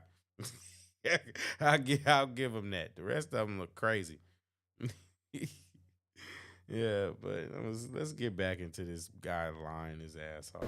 Is exactly what Miss Merchant said to you in the text, right? I appreciate y'all comments too. Thanks for tuning in. For real, love y'all. Yes, that was in the text. Is it accurate upon further information? Yes, that's there. And again, since you have told us that you were speculating when you gave the answer that we went over with previously, on this one, you don't say, I don't know. You simply correct her by saying no, municipal court, right? Yes, so she asked, was it accurate? And I said it wasn't accurate. No, it wasn't accurate. It was municipal court. Right, and when you said it wasn't accurate, it was municipal court, you didn't say, no, that's not accurate. They didn't start a romantic relationship at that time, correct? No, but I was referring to the municipal court. No, it wasn't accurate as it applied to I was answering the no municipal court. That's true. If somebody said something, if somebody sent you a text message and it had multiple things that were incorrect, wouldn't you address all the things that were incorrect? You wouldn't just respond municipal court. That means that was the only thing there that you had a problem with. And that's unless these text messages are fake, and he's confirming that they're not fake, this is pretty damning, because it basically just proves that all of them just got up there and lied. They all got up there and lied. It is just, it's crazy. Meaning, Am I tripping? Am I misinterpreting what's going on here? Maybe I'm just completely off and I'm misunderstanding what's actually going on. But this is just what I'm seeing. It's just crazy. when she said, "Is that accurate?" it was to the municipal court, not magistrate court. Okay. But you didn't say that the rest of what she asked you was accurate. You didn't say, no, that's inaccurate. That's not true. That's not accurate. You simply said the only thing that wasn't accurate was municipal court should be there instead of magistrate, right? So I was answering the question of, it was a compound question, and I was answering the question of, she wrote magistrate court, and I said no, municipal court. Right, but it's not compound. It's one statement upon information that I'm sorry. No, that's okay. I know the feedback and the delay is complicated. I don't think this guy understands what the word compound means. Cool, Jesus. Things, but I think you've adequately made your point here, and I don't think we need to belabor it much longer. Let's move on to the next issue. Okay, thank you, Your Honor. Mr. Bradley, prior to coming into court today, did you and your lawyer meet with anyone from the district attorney's office? No. I mean, no. Not that I know. I'm aware of, no. Do y'all really believe that? Do y'all really believe that he ain't talked or met with nobody from Fanny's team, from nobody with Nathan's team? Y'all really believe that? No. I did not meet to anyone. Nobody. Sorry. I did not meet with anyone outside of my attorneys. Did you have any conversation? I did not. Conversation. I did not. So you have not spoken, if I understand you correctly, prior to coming into court today, you've not spoken with the prosecutors? No. Right? I've not spoken to the prosecutors. I've not spoken to defense. Have you spoken to Mr. Wade? No. All right. Maria says nope. She says nope. I don't believe him either. I don't believe it either. Yeah. Michaela says, I mean, if we're speaking off technically, he did answer the question, just not fully. Yeah, I mean, yeah, he's doing that lawyer thing. I mean, he's pretty. I mean, like I said, he's pretty clever. At first I did think he was like incompetent, but this guy is pretty clever. He knows what he's doing. He knows how to do that lawyer jargon thing.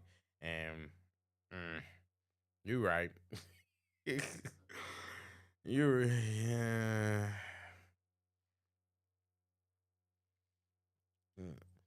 And Michaela says that's a lie. He definitely spoke to Wade. Yeah, that's what I'm saying. Like I don't believe that. I don't believe that for a second. Like I don't believe that. You telling me that you didn't speak to anybody from either of those caps? Like you know, and whatever they told you got you so scared that you up there sweating. Whatever they told you got you so scared that you ran to the bar, and you got an attorney. Remember when they talked about that part? How you had to get an attorney right after you got a phone call from somebody from Wade's camp?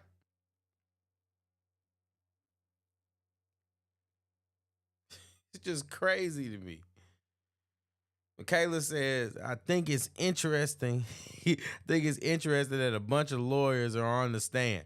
It's going to be hard to pull anything out of them. And yeah, I agree. They clever. They're clever. They're clever for sure. That's why it's like it's kind of just hard to watch, because it's like, you know, that they're just full of it, and it's like, this is just it's like pulling teeth. But I mean, let's just be honest, okay? Let's just be honest. I'm somebody, I like verbal banter, okay? I like verbal banter. So some of this, I do get a little rise out of it. I'm not gonna lie to you. I think it's hilarious. Some of it, I like seeing people go back and forth. What I don't like is to see people doing it at such a like low level. Like that just grosses me out for sure. It's just like, come on, just do better, guys. Do better. Just try harder. You try harder. Maria says he was threatened. I guarantee it. Oh yeah, for sure. For sure. Look at him. He's terrified. He's terrified. And they said he ran. They said he ran and got like a couple different lawyers. And they said he ran to the bar. He ran to the bar. He didn't know what to do. He was scared. Oh man. Maria says, I think the bar or high people have threatened him with the sexual assault case.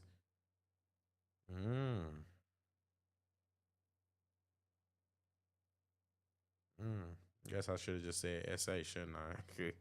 But yeah, that's a good point because you remember that part where they actually during the first time he was on the stand where the judge actually had to protect him from all those questions, but they actually had those women in the stand. So whatever he had going on is not going away. So that's what I'm saying. He's really kind of like screwed himself because now he's in a pickle. He's in a pickle. He's gonna be in a bad situation either way. He's probably gonna lose his law license. Then he's got to deal with this SAK accusations. Then it's just what were you thinking, Terrence? What were you thinking? I know what you were thinking though. You're a spiteful little cuss. You a spiteful little cuss, and now you finna get what's coming to you. And Maria is right. You're done. You're done. Who's gonna hire you? Who's gonna hire you? This guy is the worst, man. I'm telling you.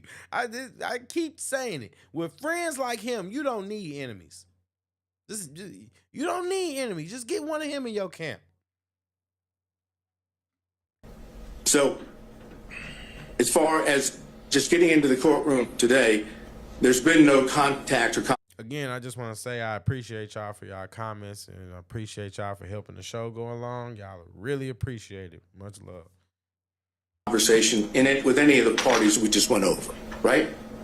There has not been any contact with defense or the state at all.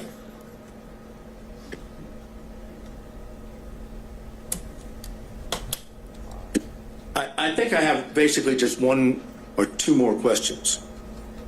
Why would you see the need to speculate when you were texting with Miss Merchant?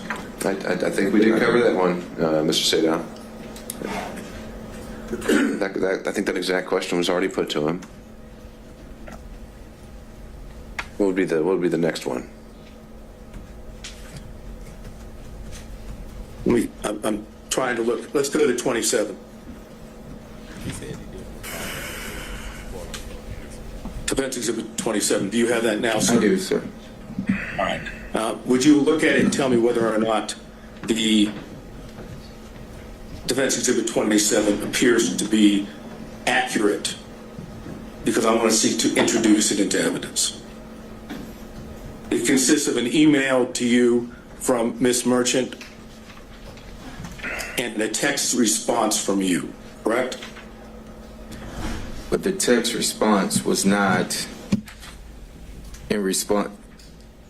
So yes, it does consist of the email and a text response. I'm not saying that the text response applies to the entire email that was sent. All I've asked you right now is, is the email and the text, are those accurate in the interaction that makes up Defense Exhibit 27? As it applies to the stapling of the email and the stapling of a text message chain, yes, that is Defendant's Exhibit 27. This is, it's accurate. Okay, I would move. Michaela says, off topic, but I read somewhere that this judge actually worked under Fannie. I noticed he seemed to be protecting her in some way. Actually, you're 100% right. He not only worked for her, he actually donated some. He actually donated some money to her campaign. I think it was like $150. But yeah, he actually worked in the same office from her. So a lot of people have basically been saying that that's what's going on. That he was really. They were saying that that's why he was giving her a lot of grace when she was performing, because because of that relationship that they had. And not just that, but also because he actually has to work with her after this. So yeah, I mean, I'm just gonna be honest, Michaela. You're not off. You're not off. And Maria says the judge is up for re-election in 2 weeks. Oh wow, wow. So he definitely has to tread lightly, doesn't he? Yeah, he definitely has to tread lightly.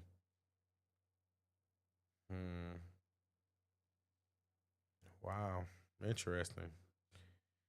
Let's see if he does the right thing. Well, you're right, because I feel like, even though I definitely feel like he's been like definitely on the side of not being impartial. He's not. He definitely hasn't been impartial. He's definitely been more involved in what a judge should be. But one thing I will say to his credit is, even just him putting Terrence Bradley back on the stand and being willing to do that, I think that if he was just fully Team Fanny from the start, I feel like he wouldn't have done that, because this is hurting her. It's hurting her. And I know that he probably, maybe it's just to look like he's impartial. Maybe that is the case.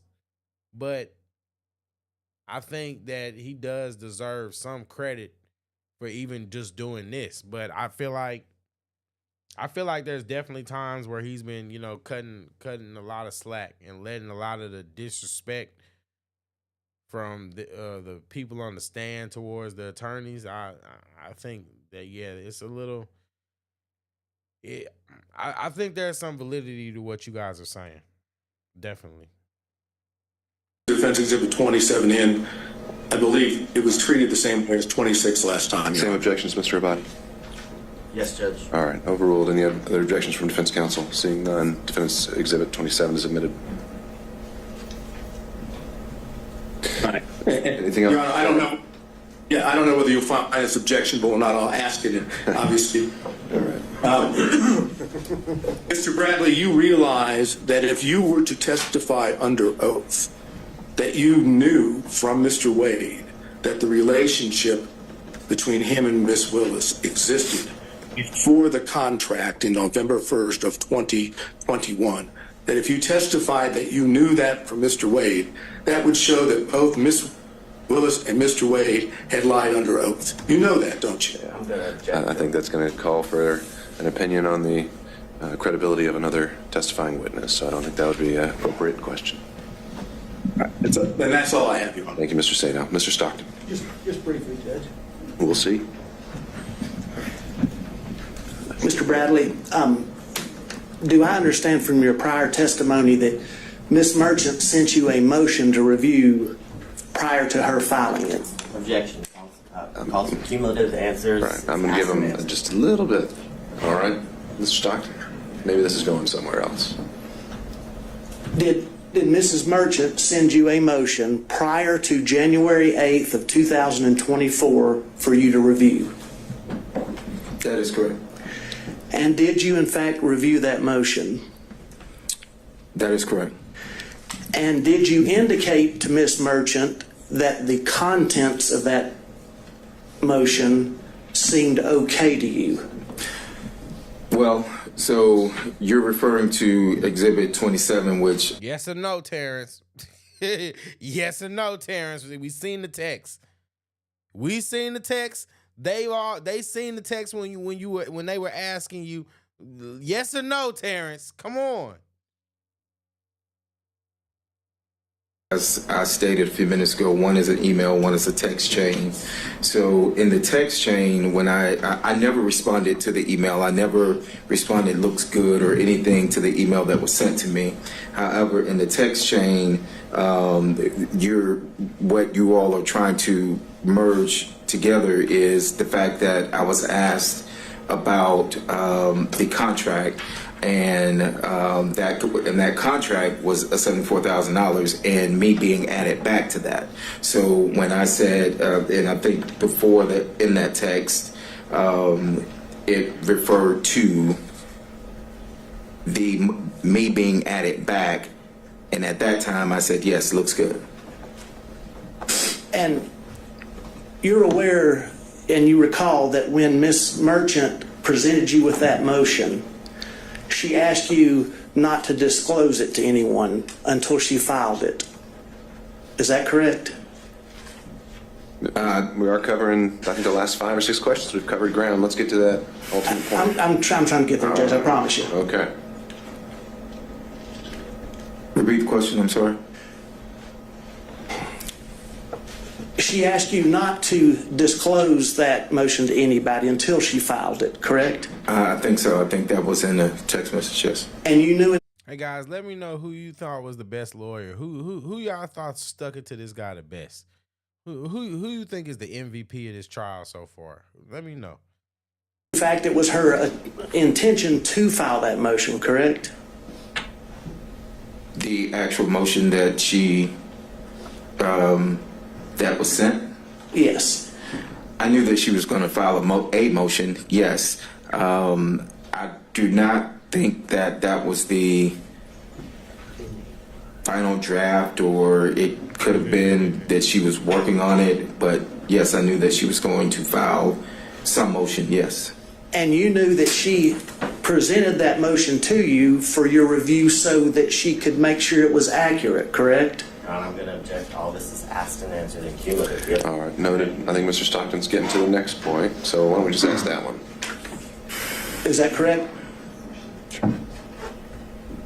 Did you? We combine that with the next question, so we're not having to lay bit by bit every single time. Mr. Bradley, you knew that Mrs. Merchant was relying on your review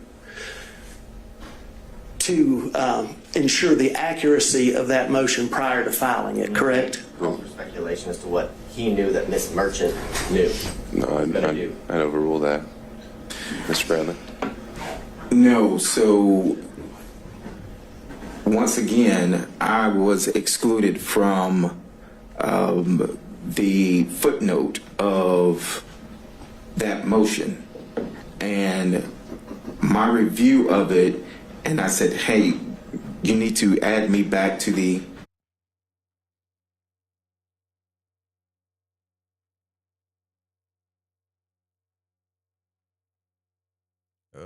okay, so who y'all think the best lawyer is? Let's see. We got Sadola, Trump's lawyer.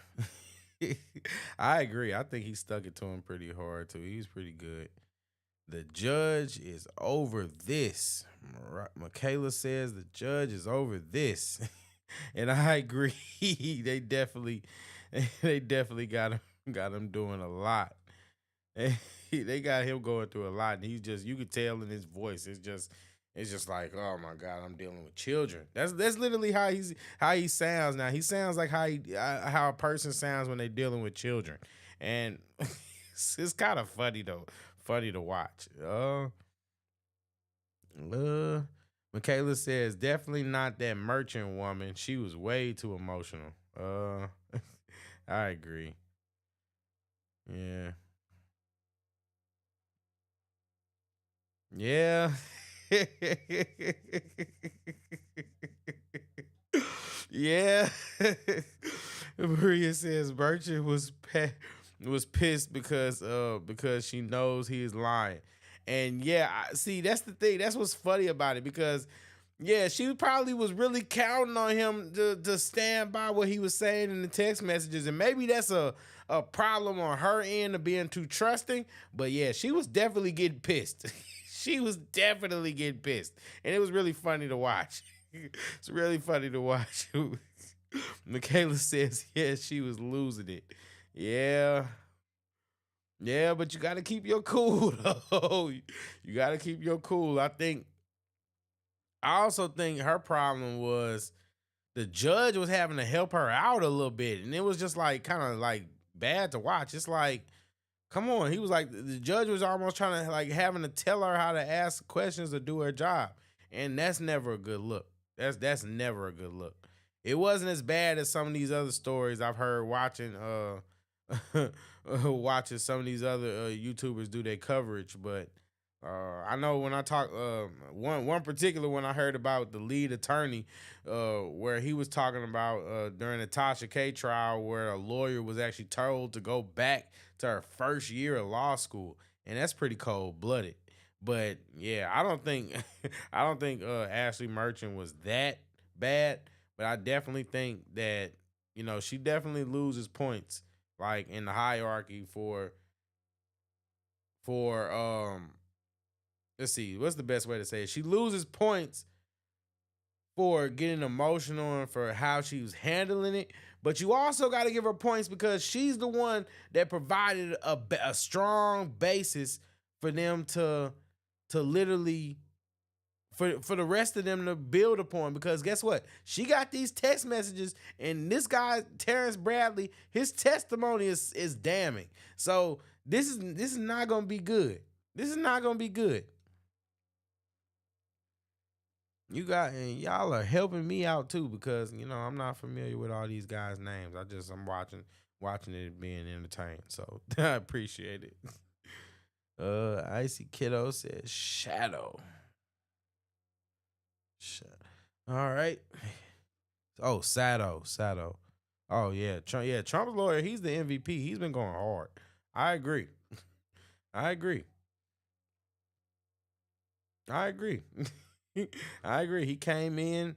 I see this, and I'm sorry. Excuse me for the coarseness, but that's basically what he did. He just came in, put his junk on the table, and said, "All right, yeah, now enough games at the table." And ever since he's gotten involved, ever since Trump has gotten involved, this case took a step to a whole new level. Remember the cell phone towers? That's how we found out that they've been sneaky linking for at least a year before they said that they were. Before they said that they were in a relationship. So, honestly, yeah, I would agree. I would say Trump's lawyer is the MVP right now. Footnote, because I did have a contract and I did receive $74,000.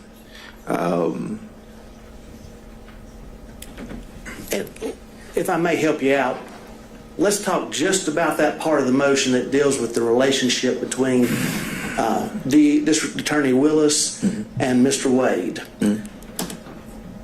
When you reviewed that, you knew that that Ms. Merchant. No, I did not know that she was relying on me for any accuracy other than. You're not that stupid.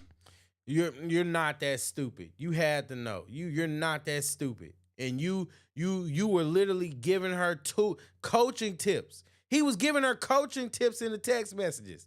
He was giving her coaching tips. Oh, you should get an affidavit for this person. Oh, you should subpoena this person. Oh, you should do this for this person. Oh, this person's gonna deny it. Oh, you need to be. She told you. I'm trying to anticipate what they're gonna say. She told you exactly what she was doing. And to be honest, you might have misinterpreted it because she didn't address you. Remember, it's a part in the text messages where he says, "Oh, we're friends," and she doesn't say we're friends back. Yeah, she doesn't address that. She keeps it strictly business. So you had to know.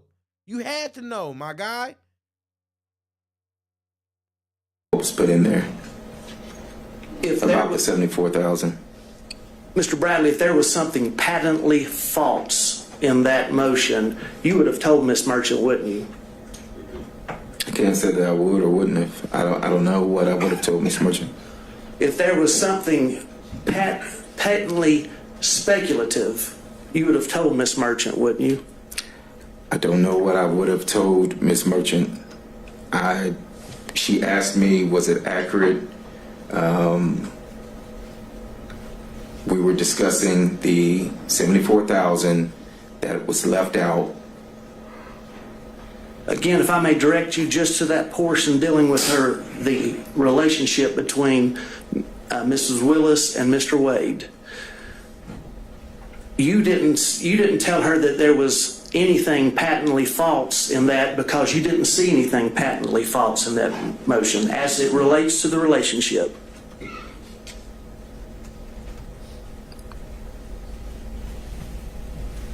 Repeat your question, I'm so sorry. You did not inform Mrs. Merchant that there was anything patently false in that motion that you were presented with as it concerns the relationship because you did not see anything that was patently false, correct? Objection, asked and answered, cumulative. All right, next question, Mr. Stockton. Sustained. And you didn't see anything that was speculative in there either, did you? Asked and answered, cumulative. And that's sustained, Mr. Stockton. I just want to ask you one more question. I'm coming at from the other way that Mr. Sadow did. Did anybody from the district attorney's office or any witnesses in this case contact you about Ms. Merchant's motion from January the 8th of 2004 until today? Did anyone contact me about her motion? Yes, from the district attorney's office or any witnesses or anybody else involved with the case besides the defense? Other than the only personal call that I had was with Gabe Banks. I never spoke to anyone else, and to my knowledge, he's not a part of this, so. That's all I got, Judge. Thank you, Mr. Stockton. Mr. Durham, if you're still with us. No question, Joe. Thank you, sir. Mr. McDougall.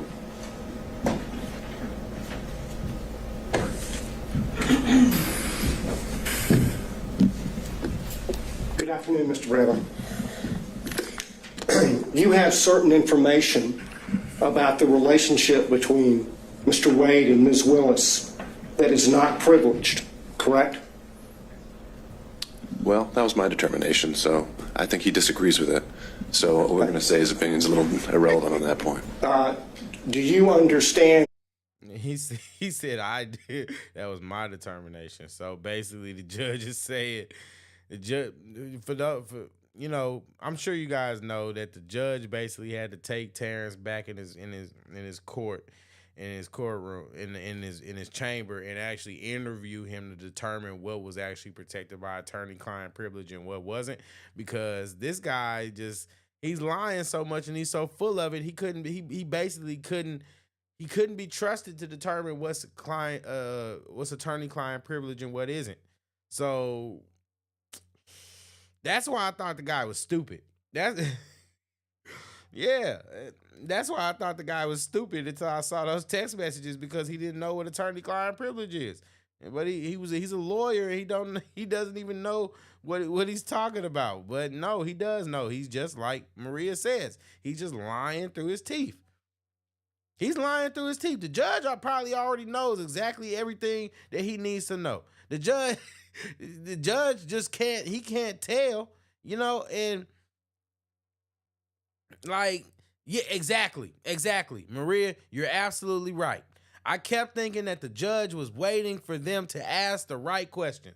And that's why I think that's why he's giving them some leeway at certain times, because he knows that the guy's lying. He knows that they have information. And so it's like they have to ask the right questions. And that's why I think it was kind of like messed up that the Ashley Merchant chick, she got the most time out of everybody, because Trump's lawyer, if he had more time, maybe he would have actually been the one to actually get some better answers with the better questions, because she wasn't always answering the question or asking the questions the way that they were supposed to be asked. So what we're like, that's what I'm saying. It's just they should have let him go first. They should have let him go first, because this guy, he's lying through his teeth, and now he's gonna get away with it because of this ask and answer BS. So like, let's just let's just call a spade, and let's just tell the truth. The judge know he's lying. The judge interviewed him. Remember, I told y'all, the man had to go through the embarrassment of having the judge make him violate attorney-client privilege so that he can determine what is attorney-client privilege and what isn't. This guy is something else. Something else. He knows he's lying through his teeth. He's lying. That the court has ruled that certain information that you have about the relationship between Ms. Willis and Mr. Wade is not privileged. The court's ruling, as I understood it, and as my lawyers and I understood it, of the privilege not existing was based off of a conversation that was had in my office, in the back of my office, which was confidential, with Mr. Wade and I. That's what was asked of me on yesterday, and that's what the ruling, to my knowledge, unless I'm being corrected here now and saying that it's more, it was that particular piece that the judge said did not have privilege. And have you testified already today to the sum total of your knowledge of the relationship that is outside the scope of the privilege according to the court's ruling? Can you answer that again? I'm sorry, I didn't understand it. Referring to what you understand to be the information that is not privileged, have you testified to the sum total of that information?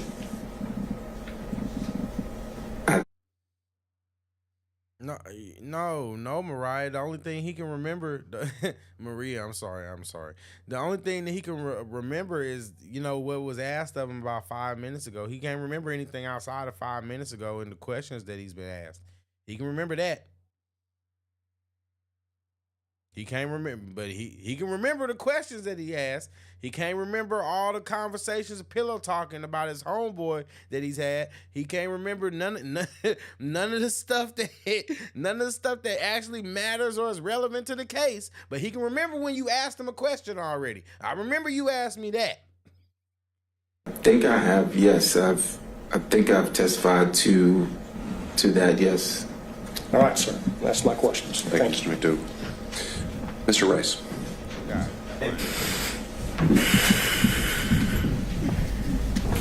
Mr. Bradley, at least as of February 15th, when you first testified, you said you still considered yourself I think I said that, yes. I think I did, yes. And you've been friends with Mr. Wade for over 10 years, correct? That would have been fairly accurate, yes. And you recall communicating with Ms. Merchant about this case and about Mr. Wade and Ms. Willis's relationship, correct? I'm going to object as to past and answered and cumulative by all three of the previous. Sure. We don't have to lay that foundation. Why don't we combine it with the next question where you've got a new point to make? Okay. Mr. Bradley, when you communicated with Ms. Merchant, did you tell her any lies about Mr. Wade and Ms. Willis's relationship?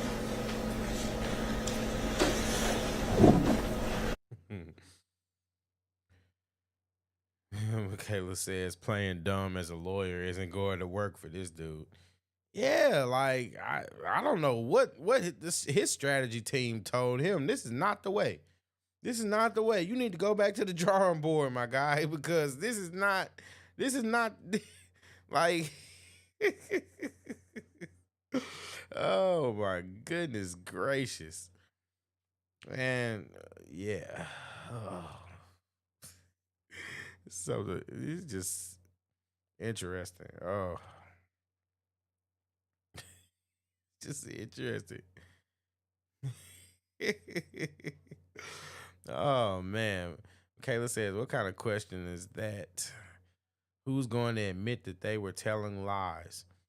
Well, I will say you're right that nobody would admit that they're telling lies.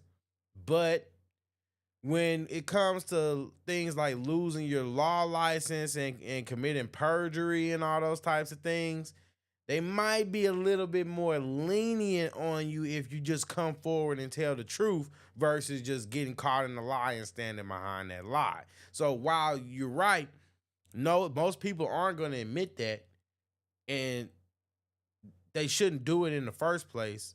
But I can understand why you ask that, because you want to get that person, you want to bing that person, you because they're trying to impeach them, they're trying to get them on perjury, because their strategy is win this case at all costs.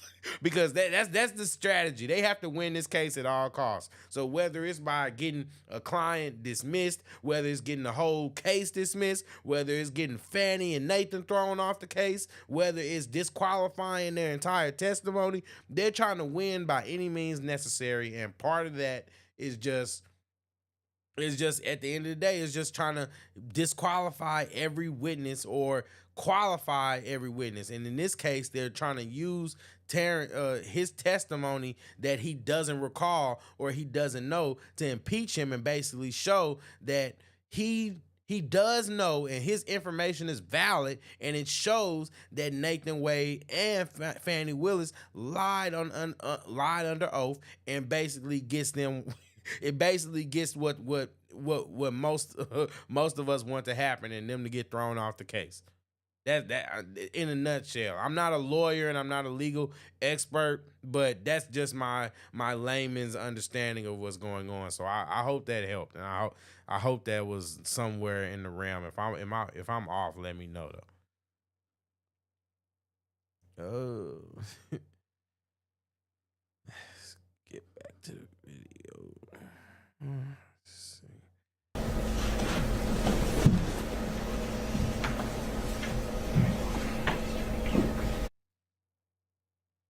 Yeah, Maria, you're a little bit more eloquent than I am. So if I was saying that wrong, let me know, because like I said, I'm I'm not a legal expert or anything like that, but I've been looking at this kind of stuff for a while now. So that's just my understanding of what's going on. Did I lie to Miss? That's a simple question, Mr. Bradley. You're a lawyer. Did you lie to Miss Merchant when you told her facts about Mr. Wade and Miss Willis's relationship? But Michaela, you're absolutely right though. Most people are going to continue to lie. Just so you know, most people are going to continue to lie. they are going to continue to lie. It's like you would expect better from elected officials and officers of the court, and that's just what it is. And so they're really held to a higher standard. But it's just, at the end of the day, it's just sad.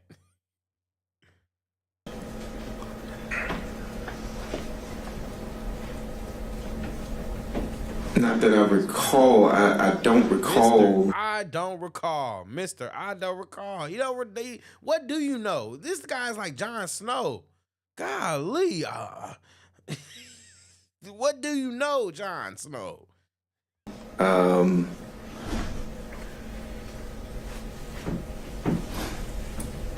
I mentioned earlier that I speculated on some things. I've testified to what I did know, so I can't recall whether or not No. Mr. Bradley, speculation is kind of a weaselly lawyer work. All that just to say no. All that just to say no. Let's speak truth here. You're under oath. Argumentative at this point, Your Honor. Not asking relevant questions. Mr. Bradley. Find a question, Mr. Rice. Mr. Bradley, when you were communicating different details of the relationship between Miss Willis and Mr. Wade to Mrs. Merchant, did you lie to her about any of those details? Objection. Asked and answered twice. I don't think he's answered it yet. I don't recall ever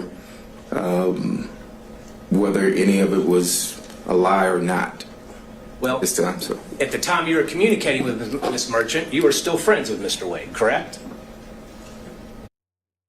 Now, look, I'm not the sharpest tool in the shed, but what do you mean you don't recall if something was a lie or not? Doesn't a lie speak to intent?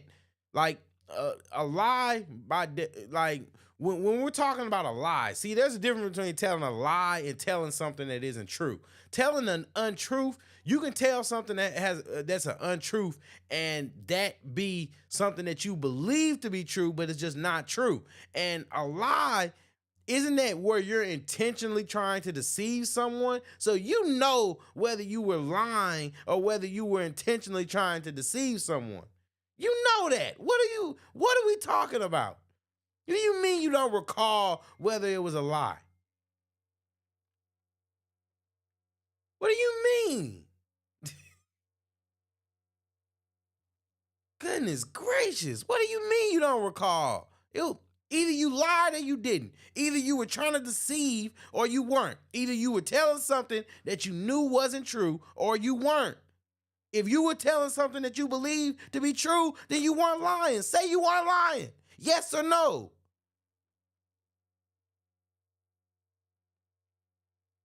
Maria says, I can't recall is his go-to answer because he's trying his best not to commit perjury. Right. Absolutely right. And the thing is, because if this was a criminal case, he'd be saying, I plead the fifth. I know he's mad that he can't plead the fifth right now. I know he's mad because he doesn't want, that's the only thing he can say. Before, when he claims that he went to the bar and he says the only thing he could say was, oh, it's attorney-client privilege. The judge finds that it's not attorney-client privilege. And so guess what? Now the only thing you can say is, I can't recall. I can't recall. It's just lawyer talk. It's lawyer jargon. It's just basically saying like, oh, well, I'm not saying that it didn't happen. I'm just saying I can't remember, so I can't be questioned on it. These guys aren't clever. That's what it is. They're not clever. They're not clever. But you're right. That's exactly what it is. He doesn't want to commit perjury. So it's just funny because, like, bro, you're not clever. You're not clever. You're not doing something that's profound. Like, we see what you're doing. We can see you. We can see you, bro. Michaela says facts. And yeah, see, that's just what I thought. It was just, in order for a lie to be a lie, that means you have to be intentionally trying to deceive someone. So don't sit up here and try to pretend like you didn't know what you were doing. You weren't lying to that lady. You were mad. You were being spiteful. You were being evil. You were being conniving. But guess what? A liar? I don't believe that. I don't believe you were being a liar. Everything you were telling, you were pillow talking with that woman, and you were telling her that because you were mad because you lost your firm. You mad because you lost your firm, and you were telling that woman everything that you knew. You just mad that it blew up in your face. You never thought it'd blow up in your face. For some reason, none of y'all have any idea how cell phones work. Fanny don't know how cell phones work. Nathan don't know how cell phones work. Terrence don't know how cell phones work. You three are just hell's trio. The hell trio. What is going on?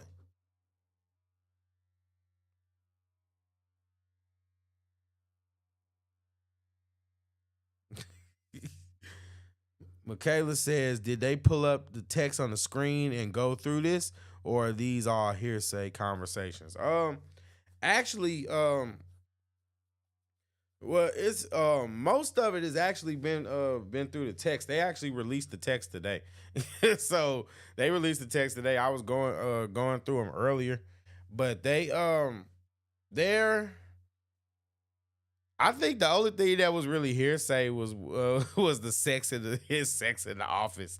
I think that was the only thing that might have been hearsay. But that's just my opinion, though. I don't think she was telling the truth about that. But yeah, they these same text messages that they released today are the text messages that the guy is looking at in court, and basically they've been nailing down on a few specific pages because those pages are what's really damning, and they're trying to it's just y'all are hilarious. I love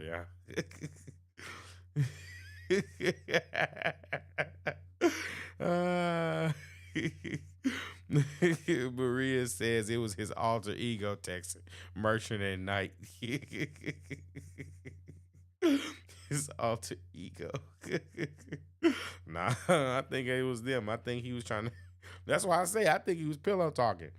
He obviously had a different idea of what their relationship was and what they were. He thought that they were something else, and she got him. Yeah. That's why he looked so mad. But she got him up on that stand, and look, he was not ready for this. Look, I'm just gonna be honest. He was not ready for this. He absolutely was not ready for this. Just damn, my guy. What were you doing? What were you doing? Yeah.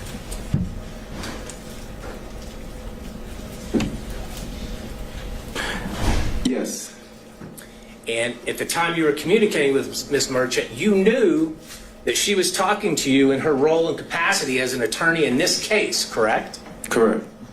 And you knew that she was going to use that information to somehow benefit and file a motion benefit her client, correct? I did not know that. How didn't you know that when she told you that was what she was going to do? You were helping her plan everything. You were literally helping her going through strategy with her. You were going through strategy. I did not.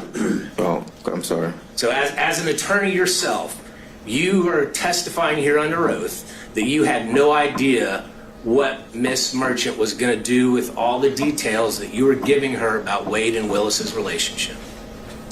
So at the somebody should. That's a lie. Somebody should have yelled that out in the courtroom. That's a lie. That would have been so funny. That'd have been so funny because he's just lying through his teeth right now, bro. You know that woman. She told you, and you were giving her advice. That's why I say you can't fool me no more. I don't think you're incompetent anymore. I think you playing dumb. Just, this guy is just something else. He's so full of it. No, I did not. I knew that Miss Merchant was gathering information. That is correct. Okay. And did you lie to her when you told her that the relationship began before 2020? I don't think we need to drill into specifics. He's covered it at a high level. I don't think we're going to get much out of this. Mr. Bradley, isn't it true the only thing that has really changed? Well, when you were speaking to Miss Merchant, whether by text or by telephone, you never said to her that I don't remember or that I'm speculating, correct? I don't recall.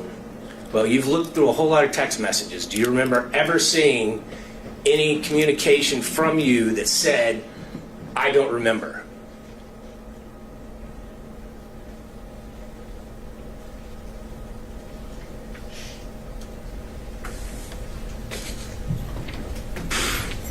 Yeah, through the messages that I don't have all the messages in front of me, but no, I don't recall if I ever said I don't remember.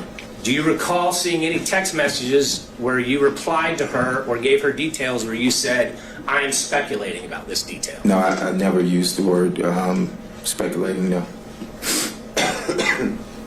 And the only thing that's changed between then and now is that phone call from Nathan Wade's friend, Gabe Banks, correct? No, well, Gabe was my friend, and I actually stated that the first day that I was here was that I've known Gabe for a few years, and that we are fraternity brothers. And so I never said that that anything changed. Yeah, Icy Kitty says, remember, Nathan Wade is sitting right in front of him. Yeah. Yeah, buddy. Looking right in the face of the person that you betrayed. Something else, ain't it? Oh boy. This guy's life is gonna be so hard. It's never gonna be the same after this. His life will never be the same. Truly. His life will never be the same. I don't get it. I don't get it. I didn't see Fanny. In the courtroom, so I guess Nathan must have been sent in as the muscle. Yeah, Maria agrees, says yes, intimidating him. That's probably why he's sweating so much. You see that head glistening? You see this head glistening? He going through it up there. He going through it.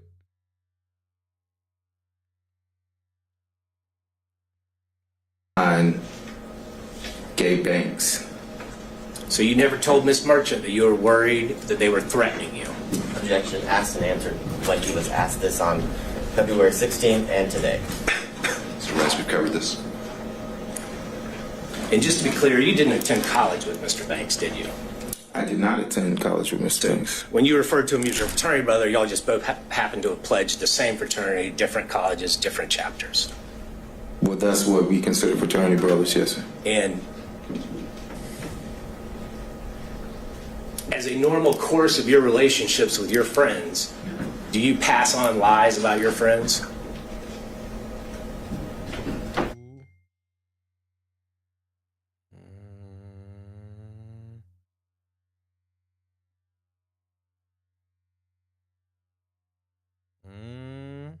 That's a good question. It's a good question, Terrence. Do you regularly tell lies about your friends? Do you regularly tell lies about your friends? Your fraternity brothers. You're supposed to be a secret organization, or a sacred organization, I'm sorry. And it's supposed to be a brotherhood. You betrayed your brother, Terrence. Nathan may have been in the wrong. And that's how I feel. I feel like Nathan is an adulterous piece of sugar honey iced tea. But, you know, at the end of the day, you betrayed him. You betrayed him. And now you're sitting in front of him on the stand, getting exposed for being a pillow talking piece of trash. And that's the truth of the matter. It's the truth. You on the hot seat now, buddy, and I know it don't feel good. I know that don't feel good. It can't feel good. I know you sweating out that expensive suit. You're going to have to take it to the cleaners, buddy.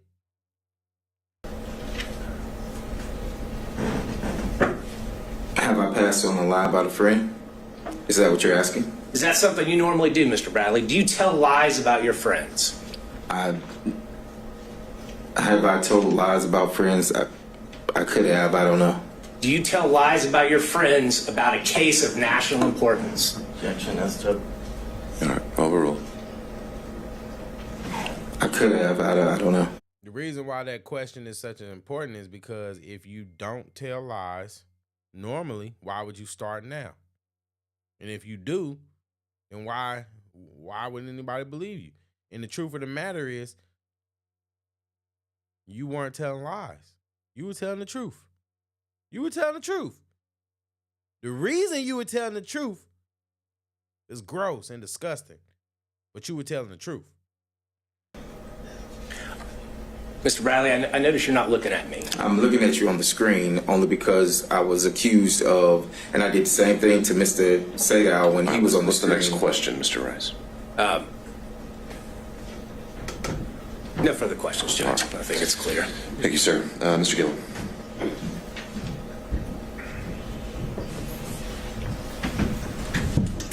Good afternoon, Mr. Bradley. A few questions. A lot of folks have taken up the questions that I wanted to ask, but I've got a few left here. We'll see. We'll see. You said Mr. Bradley, you said you didn't know what Ms. Merchant was going to be doing with the motion that she sent to you. Remember that testimony a few minutes ago? I think I said I didn't know that. I knew that she was gathering information, yes. Well, let's look at the title of the motion that she sent you. Do you remember reading? That was sent on the 6th. Excuse me. Do you remember reading the defendant Michael Roman's motion to dismiss grand jury indictment as fatally defective and motion to disqualify the district attorney, her office, and the special prosecutor from further prosecuting this matter? Do you remember seeing that in the draft that you read and reviewed? Yes.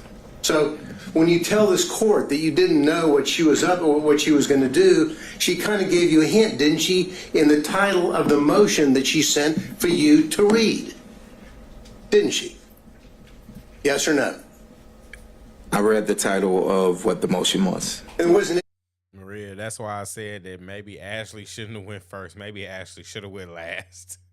Maybe Miss Merchant should have went last. Anything in the title that threw you off, pretty straightforward speaking title, isn't it? Correct.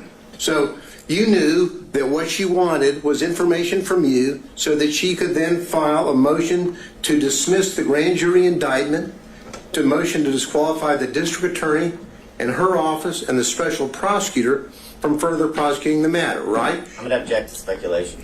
You knew that, didn't you? Overruled. Yes or no? When she sent that motion, yes. Okay. And you knew that the special prosecutor that to whom she was referring in that motion was Mr. Wade, correct? You knew that. Yes. Because you read the motion. You said you reviewed it, correct? Yes. And we're not going to go over all of the, number one, because we don't have time, and number two, the court wouldn't let me. But there are a few things that I do want to ask you about in that response, in that aspect. Now, in that motion that you said you reviewed, on page 6 of that motion, well, on page 5 it starts off with, how do we know this? And there's a question mark. All right. Yeah, Mr. Gillen, I can appreciate what you're doing. I think that's something you can do at argument. He's said as a whole that he got the motion, and he's had his responses to his opinion of how he handled it. I don't see, again, this really being necessary to go through it line by line of what. Well, I'm a little indulgence, Your Honor. I'm not going to go. This isn't going to be a 40-minute death march through the motion. I would like to ask about a few bullet points that capture under this, and then I'll move on. But I would ask the court's indulgence in that respect. Again, I think we've covered it, and I think that you'll be able to argue that this was in that motion and that he had a chance to review it, and he never objected to anything in there or raised it. So that's a problem, and always ending up last. It very much is. And next time I'll reshuffle the order. Well, we did earlier with Mr. Wade, and then I hear you. I was kind enough, and then the court said we had to go. I need to draw straws next time. There we go. I'll go with that. All right. Anything Thank else? you, Your Honor. That's all I have. Okay. We had Mr. Kucherov potentially still on Zoom. Yes, Your Honor, and I have just a few questions. All right. Could we add a spotlight to Mr. Kucherov? I'll let you know when we're able to proceed.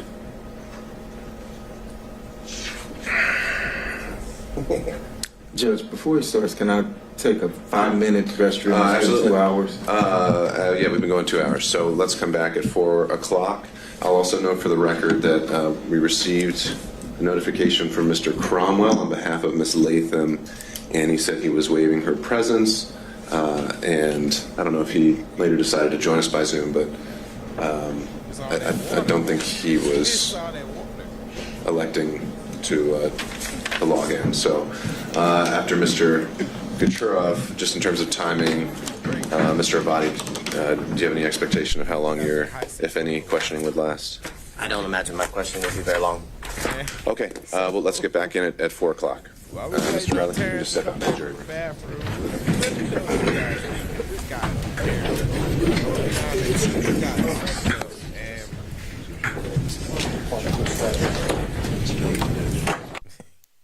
He's something else. This guy. Yeah. Terrence is something else. He interesting. Like, Terrence is something else. So far, and I also think, yeah. Maria says he better watch his back.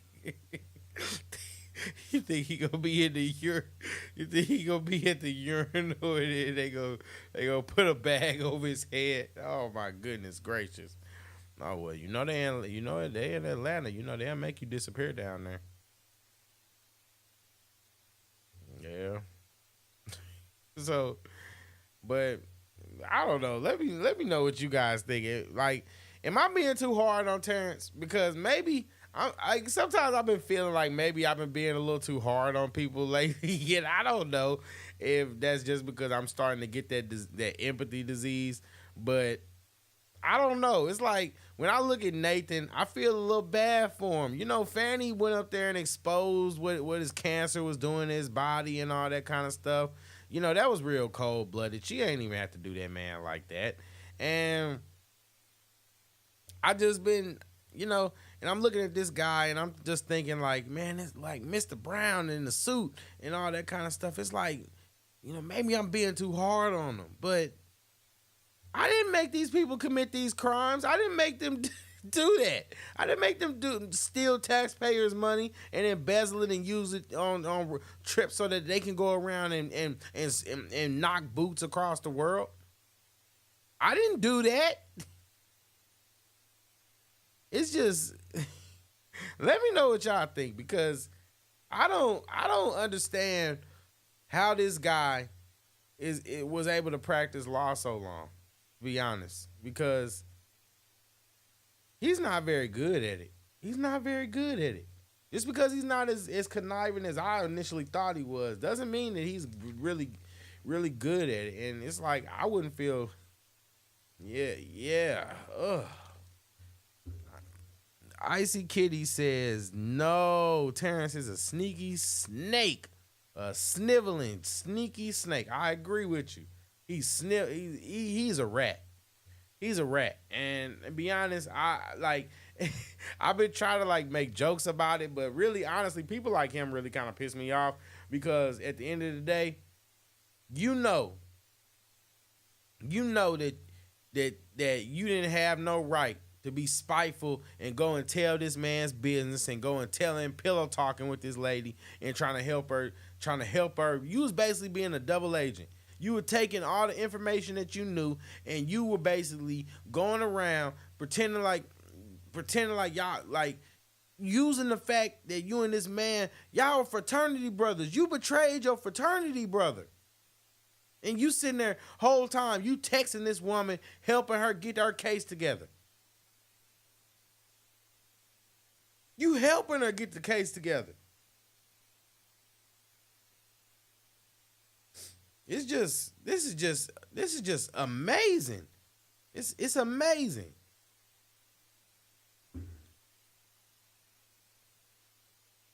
It's amazing. All right, guys, I'm gonna speed up through this so we can hurry up and get back into it.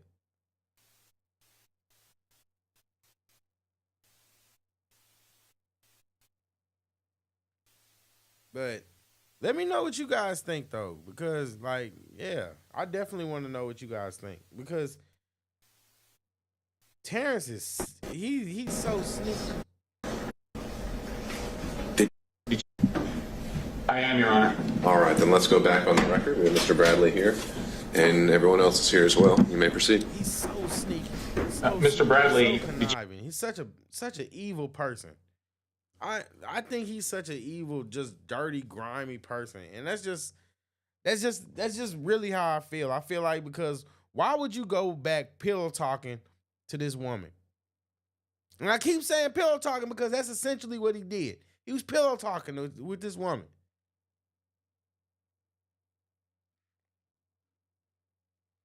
Did you use any documents to prepare for your testimony today? No, I did not. The last time you spoke with Gabe Banks? The day that, I don't have the date, but it was the date of whenever the phone call happened. And you know his wife, Kyra Banks, works for the DA's office, right? Yes, correct. When was the last time you spoke to Mr. Wade? I'm spoken to Mr. Wade personally in a year, 2 years actually, when I left the firm. Miss Willis. I never, my interaction with Miss Willis was never where I would pick up the phone and talk to her, or that she would, or anything like that. So you didn't hang out with Miss Willis? You didn't have a personal relationship with her? No, I never had a personal relationship. I mentioned before that I went to a dinner that was after she was elected. That was at a steakhouse, but it was some 75 to 100 people there. So you knew of her, you just didn't have a business relationship or a personal relationship with her, or at least a close one? I knew of her from she was in the DA's office and I had criminal cases, but I did not personally know her, no. And not having known her, not really hanging. Maria says the first time he was on the stand, I felt terrible for him. How they threw him under the bus talking about the essay stuff. And yeah, I kind of feel the same way, because honestly, I don't like how a lot of people act when they do the essay stuff, because you know what I mean? Yeah, that stuff gets kind of touchy, and it's like, but at the same time, I know it's hard to feel bad for him now when you see how he is in these text messages, though.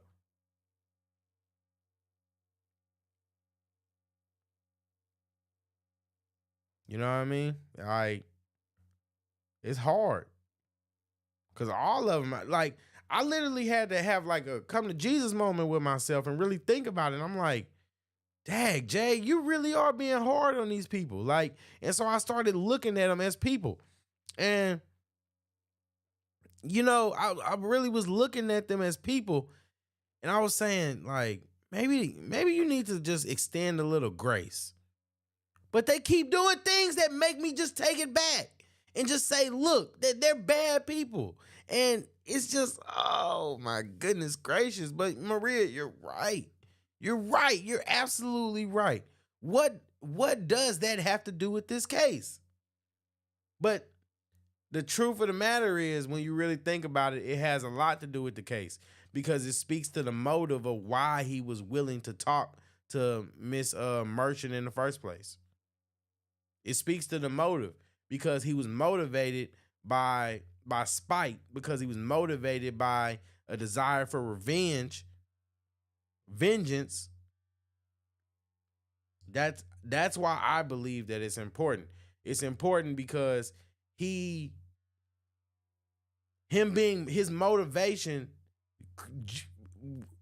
in a weird way, it gives him credibility through the text messages. It lets you know that, oh, well, no, I wasn't trying to preach to you or nothing like that. I was just, giving my opinion. But, it's just, I think that he basically, it's just rough, because it's like, he has to have motive, and he basically qualifies his motive by proving that he's a spiteful man, that he's an angry, spiteful man, and that motivated him to tell the truth. Because it's like, why would you have to lie? They're not asking him why he has to lie. They're saying, why would you lie? And it's just like, yeah, but and it's kind of like it's so much that you have to understand, like, that you can only understand when you keep watching it. And it's like, I feel like that's bad too, because these are like elected officials. And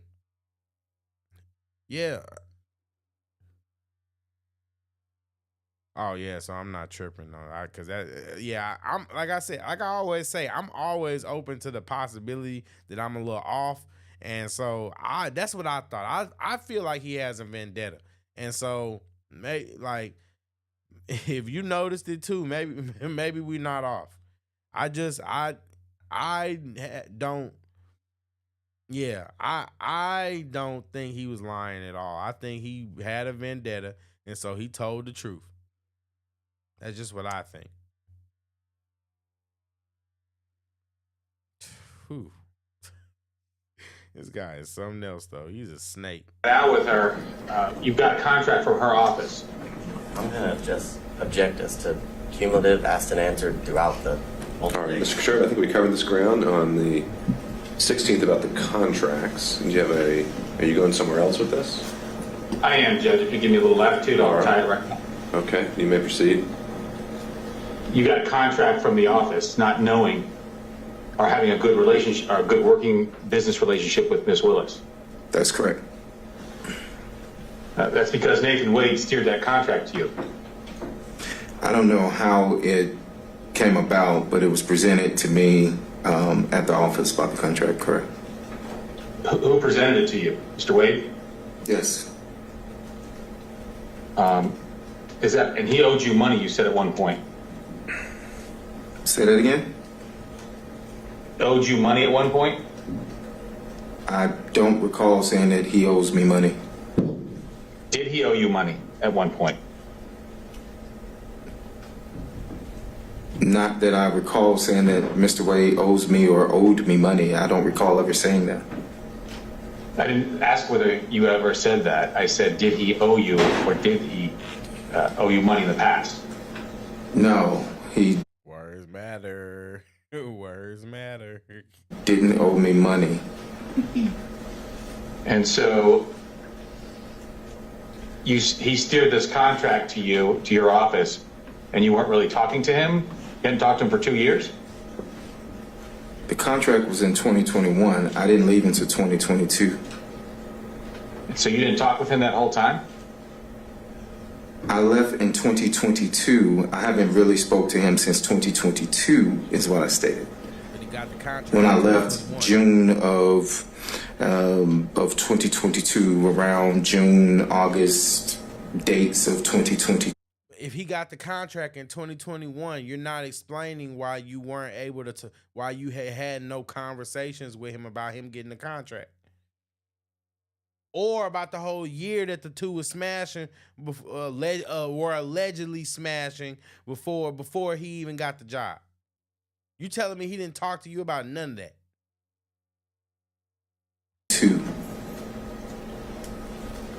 Other than one last question, other than your attorney, who did you speak with today about giving testimony in this case today?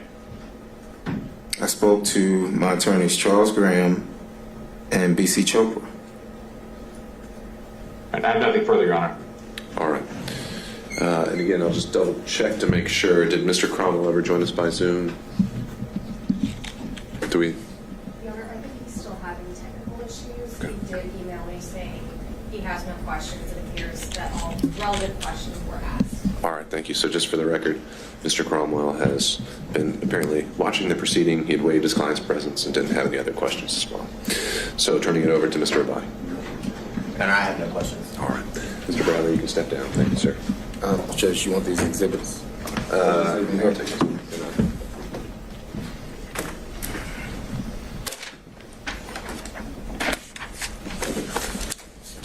Member, excuse you. I have a follow-up based on some questions from counsel, and it's just about the text. And what, just by way of proffer, what about the text? Just to admit, so when other people asked about the text, some of them were in the record today, so I organized them. They're the ones that have been talked about today, so I just organized them. I just wanted, for a point of reference, to have them. Okay. And do we need Mr. Bradley for that? I don't believe so, but Have you marked them? yes. Have you showed them to the state? I gave a copy to the state, but so these Mr. are... Bradley, just hang on just for 1 second, just to make sure. I'll give you all of them, so... Admitting all of them? No, but you can. The entire packet if you want. And I'll send it to you. And while he's looking at that, Mr. Bradley handed me Defense Exhibit 23, 24, 25. Judge, I didn't realize that they were in my folder. Oh, is that from the hearing? Yeah. From under All right, well, thanks for returning those. The reason I presented is because... Let me make sure. contribute those because of your objections. Front part and the back part of things. So if you have objections to anything, you can do Okay, so I've got 23, 24, 25. Anything else in your binder? No, sir. Good. Okay, and have we come to any conclusions on, what, I'm sorry, how did you mark it? I marked it, I think we're up to 39. Surprisingly, the state of Texas. All right, Defense Exhibit 39 is tendered and admitted without objection. Well, no. I'm sorry. Oh, okay. Text messages that weren't referenced today with, are confronted with, as it relates to Mr. Bradley. So these are additional text messages, Ms. Merchant? No, so what I did was they objected that they weren't complete because like the first part of the text wasn't there. It was just like, oh, there was something before that was said. So what I did was I spent this whole time trying to line them up so that I had the beginning of the text, the middle, based on their objection. They have all the text. They can admit all of them if they want them complete. All right. How about, I'll just do this. Just, I understand the desire just to have the complete text chain just for purposes of completing the record. I think that there's no point in having him sit here and authenticate every single one of them. So I'm willing to admit it as a court's exhibit. And only the exhibits, though, that have been previously tendered or referenced in testimony would be ones that actually are relied on for making any findings. But just so it's on the record, we have the complete text chain, should that ever be an issue for some reason. Any thoughts about that, Mr. Rabanne? My only thoughts are this is not the complete text chain. I was able to briefly look at Ms. Merchant's phone when she allowed us to have it for a couple seconds, minutes, and there are text messages I know that I saw that are not in what is purported to be State Exhibit 39. Okay. All right. Ms. Merchant, what about that? I let them take screenshots of the ones that they thought weren't there, and he sent them to himself on my phone. I have also offered to hook my phone up to whatever it is. My phone's an iPhone. His is an Android. I can't download like you could in a normal text. I told them if they had a system to get all of my texts, they could have every single one of them. We can definitely do that. Your Honor, if I may. Yeah, Mr. Rice. The text that she's submitting now and tendering into evidence, they are specific parts of the conversation. The entire text chain is a continuous conversation subject to Rule 601. Those particular parts, given the witness's testimony, should be admitted as substantive evidence of prior and consistent statements with this testimony today. It would be up to the government and the state if they then want to introduce the rest of it. Yeah. Sure. I think that's a fair point that if he had been confronted with a particular text, that could have been the opportunity to admit it as a prior and consistent statement for impeachment. And some of them were. But apparently some of them were not. I'm taking those out. So I'm taking out the ones that they said he wasn't confronted with, and I'm just going to admit the ones that he was confronted with. And that's fine. It just makes it more confusing. But it's all right, so we have a newly marked, newly compiled 39. Let's see what the state thinks of that. The ones that I showed him was She got a lot of attitude. She gets angry. All right, regardless, if that's now what is being discussed, again, I don't see a need for Mr. Bradley to be here any longer, so I'm going to excuse him at this point. Thank you, Mr. Bradley. Judge, may we be? Of course. Take care. Yes, that's right.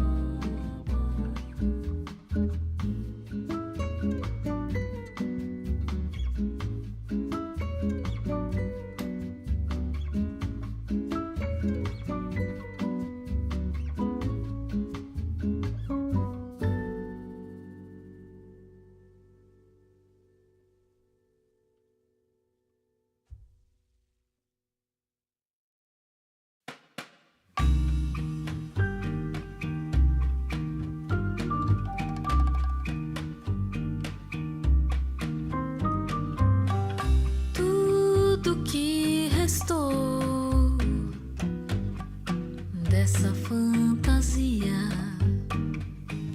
Foi sentimento e a fotografia. Tudo que ficou foi uma poesia e o eterno amor nessa alma vazia. Para não cair, não há mais nada do que desistir.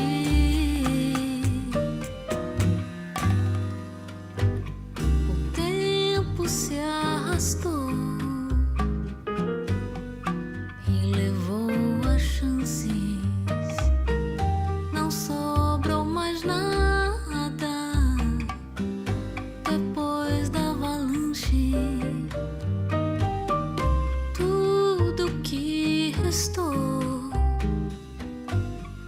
Dessa fantasia foi sentimento e a fotografia. Tudo que ficou foi uma poesia e o eterno amor nessa alma vazia.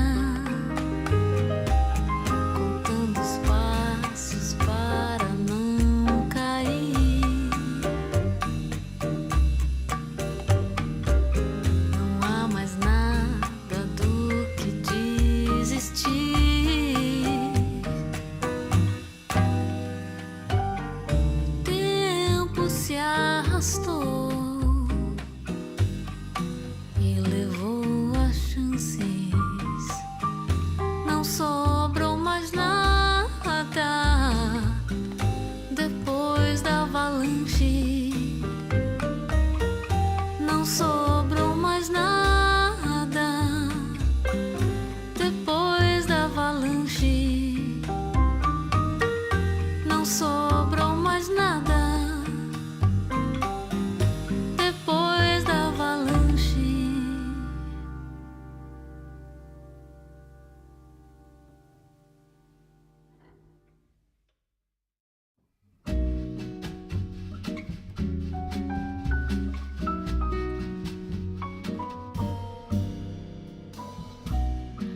Quando o piano já não quer mais tocar e as teclas pretas não saem do lugar,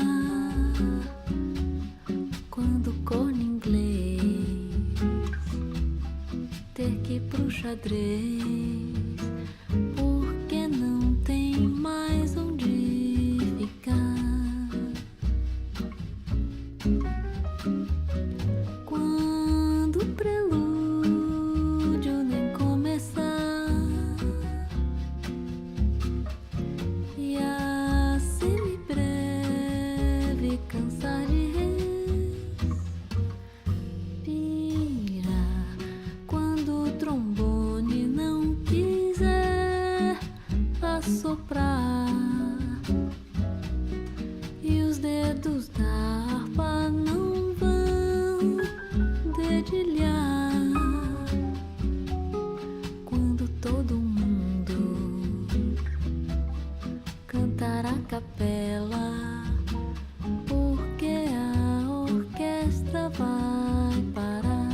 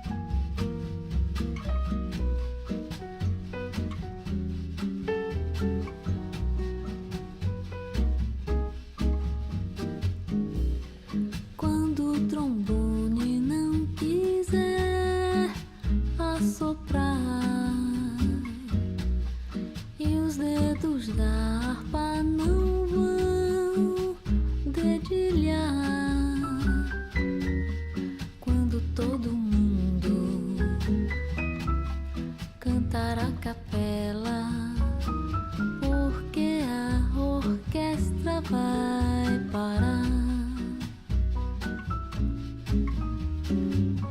Quando o prelúdio nem começar e a semi-breve. All right, guys, we back.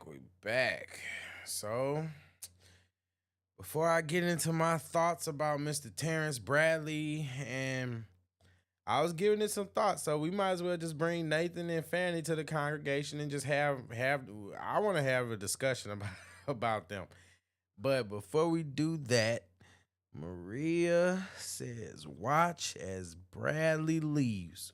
Wade starts to come in and leaves behind them. Oh, snap. Oh, snap. Somebody check on that man and make sure he's still with us. Oh, goodness gracious.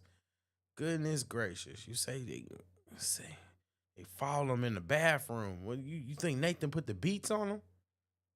Let me know. You think Nathan put the beats on Bradley when he was in there? You think he took him in the bathroom? Ooh. You think Nathan beat up Mr. Brown? Come on, I know y'all remember Mr. Brown. Mr. Brown from the Medea movies. Oh man, Nathan.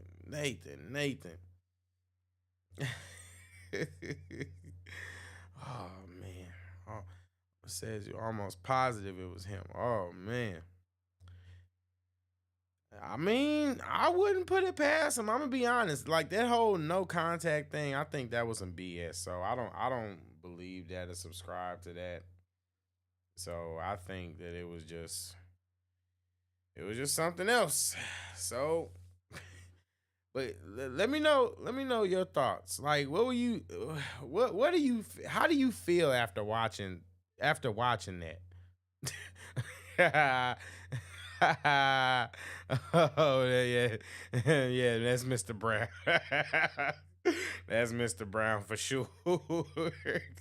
I'm just sitting here looking at him, and he got that suit on, and I'm just like, okay, Mr. Brown, okay, Mr. Brown. I couldn't get it out of my head. I'm sorry. I don't like. I'm not the talk about him kind of person, but I'm just saying, when you look like somebody, you look like somebody. You look like Mr. Brown. Yeah, you look like Mr. David, man. Seriously. Oh. Maria says, dirty like I need a shower. I understand, because honestly, when you're just watching something like this, and for everybody that's watching this knows she's talking about, because I asked how you feel after watching this shit, after you watching the story or after watching the trial, you know what I mean? Like, and I kind of feel the same way, because it's like, I don't know. I'm part of me really finds it entertaining, because like, I feel like it's just like a episode of Suits, and I like Suits, the show, but I like real Suits too, but I like the show. And I definitely just feel like this is not a good look. And honestly, Maria, you saying that kind of brings me into what I really want to segue this conversation into. And before I get into that, you said he definitely looked like Mr. Brown for sure. I'm glad I wasn't tripping. I wasn't trying to be mean to that man.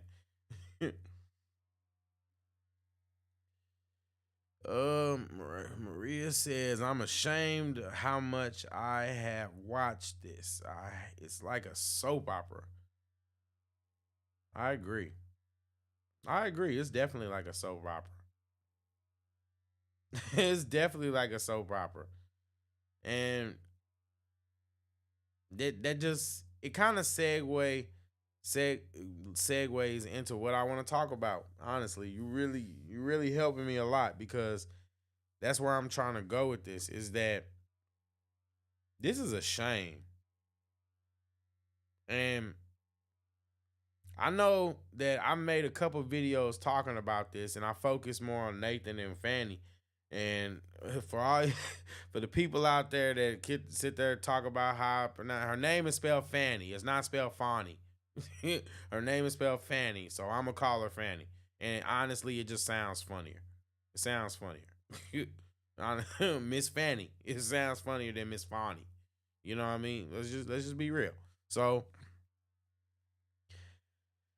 this is just I want to talk about what this situation has been showing me about Black culture, because in the Black community as a whole, really.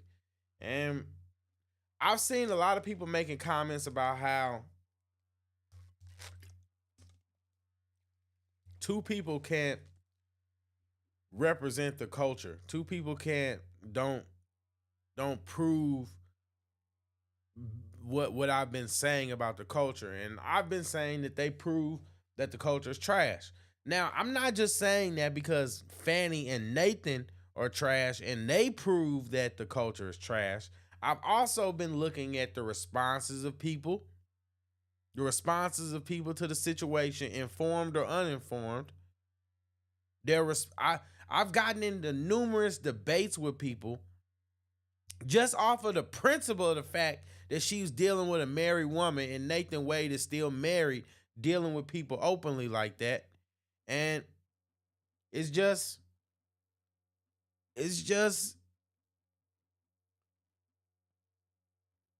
hold on, I'm sorry about that.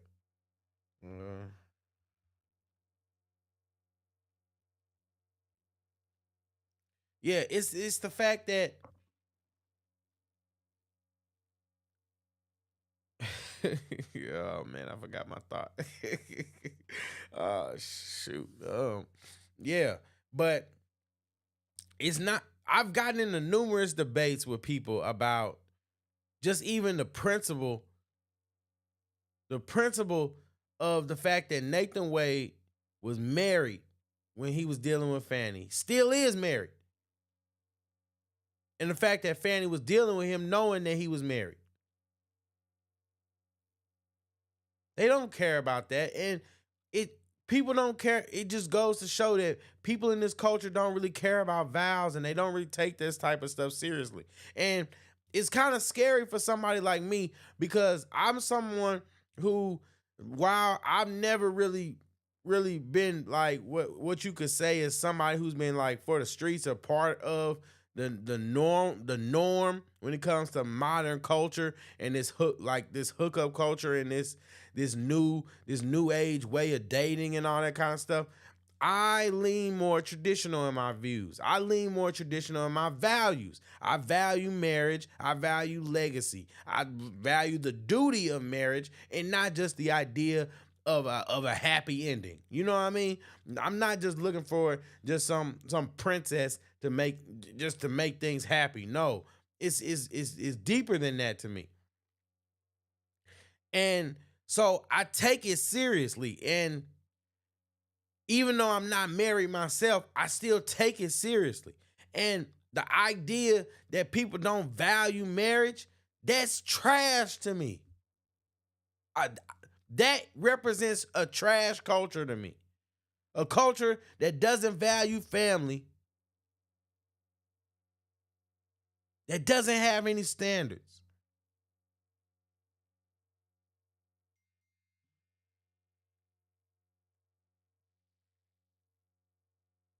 Don't have any standards at all. It's sad, and you hate to see it.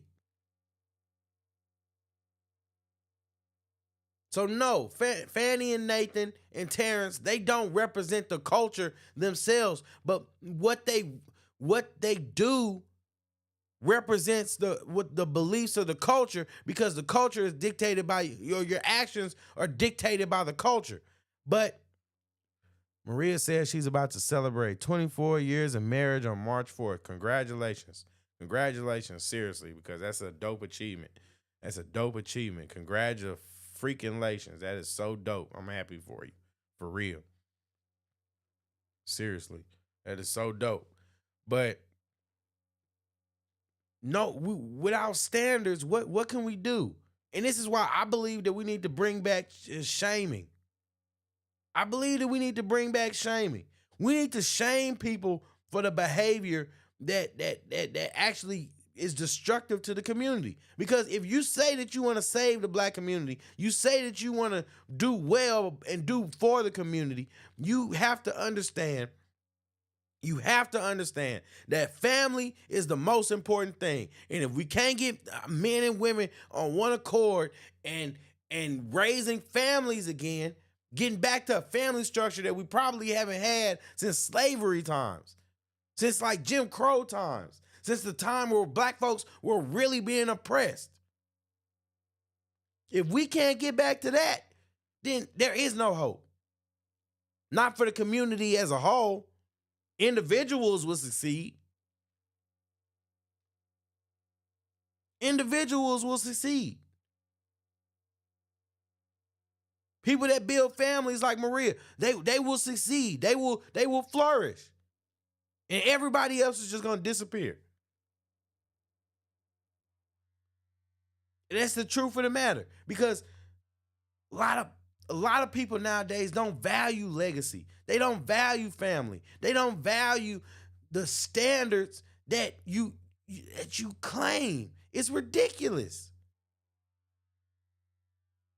Nowadays, the things that used to be looked down upon in culture, like, okay, people been having kids out of wedlock since the beginning of time, right? But have we ever been in a period of time where it's championed and celebrated the way it is? Where it's encouraged the way it is?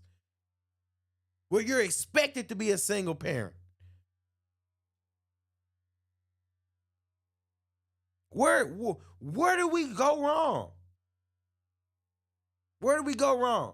Because at the end of the day, all these little things and people don't understand. All these little things go together to support an argument. When I say that black culture is trash, I'm not just saying black culture is trash to crap on black culture. And I have to keep saying this because there's always going to be people that'll take what you say and misconstrue it and basically try to paint you out to be something that you're not. And the truth is, I don't have no hate for the black community. I hate the culture. And I hate the culture because the culture doesn't love itself.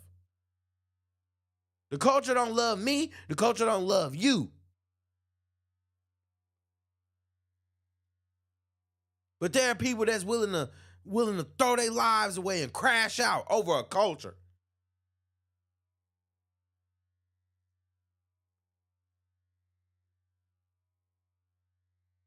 Ain't no way in the world. Ain't no way in the world I'm crashing out over black culture. No. And it's hard. It's hard. You think it's easy to sit up there and get up on the internet, not even just the internet, but just in real life, arguing with people because you believe that marriage actually means something. Maybe I'm the only person that cares about the fact that the woman was sleeping with a married man. Maybe I'm the only one that cares about that. Okay, fair enough. But you don't care about the fact that this woman was stealing your money and giving it to him? And then he was taking that money and flying her around the world or around the country?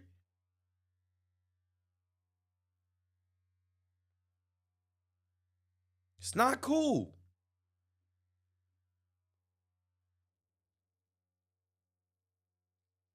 Salute to you, Maria. Seriously, salute to you.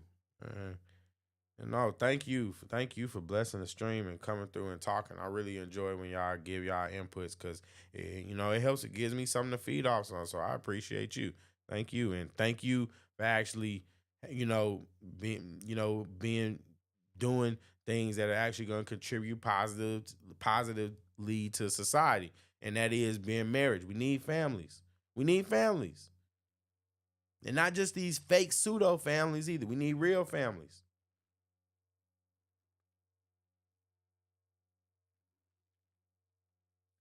People got to wake up, man.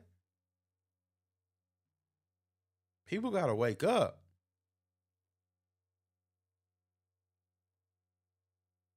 People got to wake up.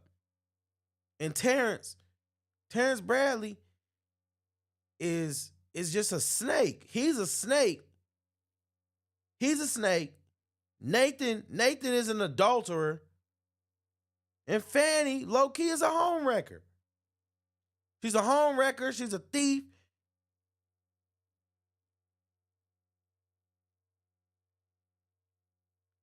Power hungry. Arrogant.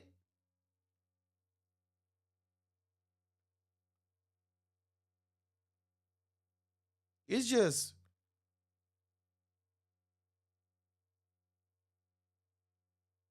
why are we in such a position in the world where the people that got standards, the people that have standards, the people that actually stand for something positive, we're always the ones that have to deal with the most scrutiny.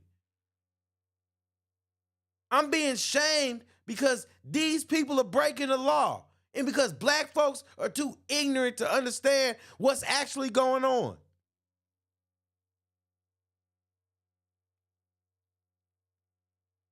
I don't give a damn about whether she take out Trump or not.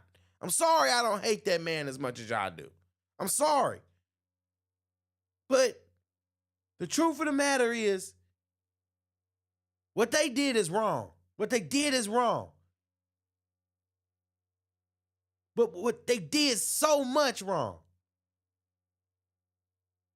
And I'm not just going to sit there and overlook something that I actually believe in, which is family structure. It's possible that Fanny was a home wrecker.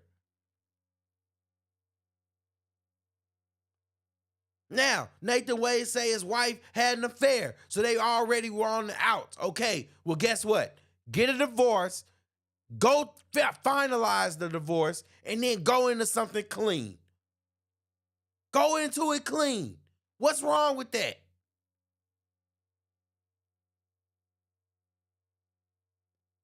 What's wrong with going into something clean? Everybody's excuse is everybody cheats. So if everybody jumps off a bridge, that makes it okay? Everybody cheating is not an excuse. That's not an acceptable excuse to me. No, I don't give a damn what everybody does. I don't. I really don't. I care about right and wrong. That's what people don't understand. That is what integrity is.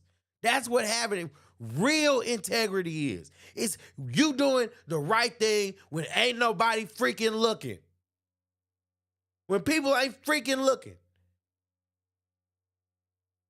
Now I'm sitting over here, I ain't even 30 years old, arguing with 40 and 50 years old, 50-year-old people about marriage and about what's right and wrong. Make that make sense. And I'm not even talking about on the internet. I'm talking about real life. Everybody cheats.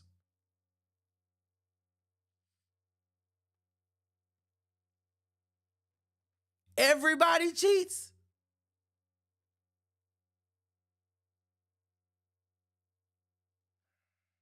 Then what's the point of doing anything? Seriously, what's the point of doing anything?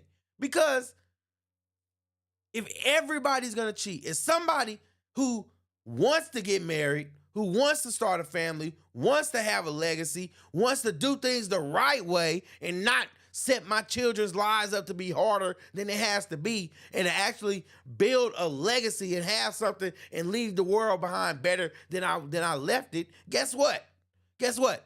You people make it impossible. And like I said, I always say, I'm not talking to the people in the chat or the people that are watching right now. Guess what? Y'all are dope. But I'm saying that there are so many people that have a problem with you standing up for something. You standing for something. It's a problem. It's a problem. You criticize the culture. Now they calling me zesty in the comments. Now I'm zesty. What? Thank you. I made it. I guess I made it, guys. Guess I made it.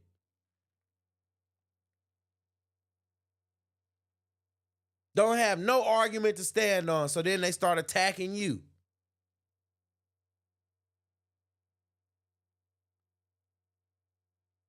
It's frustrating because at the end of the day, I'm not gonna apologize for standing up for the right thing. And I'm not gonna stop talking about the right thing. But who's really making who look crazy? Who's really looking crazy in this situation? People are looking crazy. That's why I say the black culture is trash. That's why I say it. It's not because I hate black people. I think black people are dope. I think that they're so dope, in fact, that they don't even, that the fact that they allow themselves to be victims, the fact that they allow themselves to be, to fool themselves into thinking that they're less than. Yeah, I'm sorry. That's the truth. That's the truth.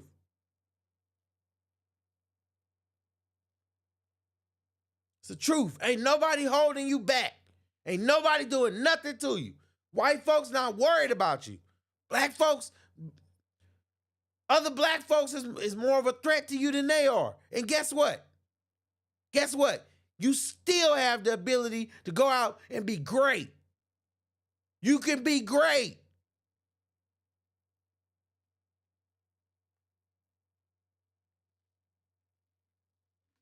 Sick of it. I'm sick of, because now, guess what? When Fanny gets kicked off, when Nathan gets kicked off, when Terrence gets disbarred, now people are going to use that as an example of why blacks can't do shit. It's not true. It's not true. It's not that they can't do nothing. It's that Fanny and Nathan did wrong. They did wrong. They did wrong. And then they get up and you got these people in these pulpits, these race hustlers, these pulpit hustlers, they're sitting there defending them, and they don't have no ground on other than the fact that she's black, that he's black. They don't care about the fact that they're doing wrong. And when you support people that do wrong and you blindly support them, guess what? You make yourself and your community look bad. You don't see that from other races. You don't see it. They don't celebrate and champion the trash.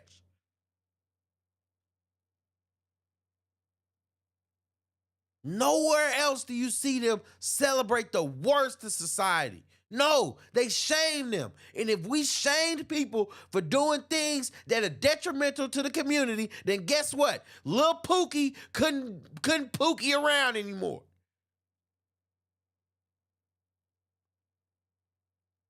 He wouldn't be able to Pookie. He'd be embarrassed to Pookie. That's what we need to do. We need to get to a place where people are embarrassed again to act a fool.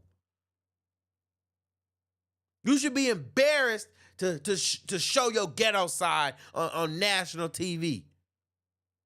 Fanny, you should be embarrassed to get caught hooking up with a woman while you still got an open divorce case. Nathan, you should be embarrassed, Terrence, to be pillow talking with somebody because you don't know how to keep your goddamn hands to yourself. Terrence.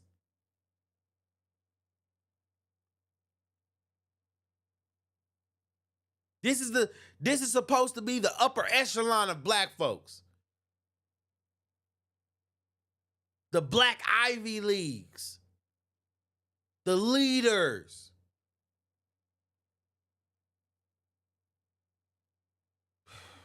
Boy, something else.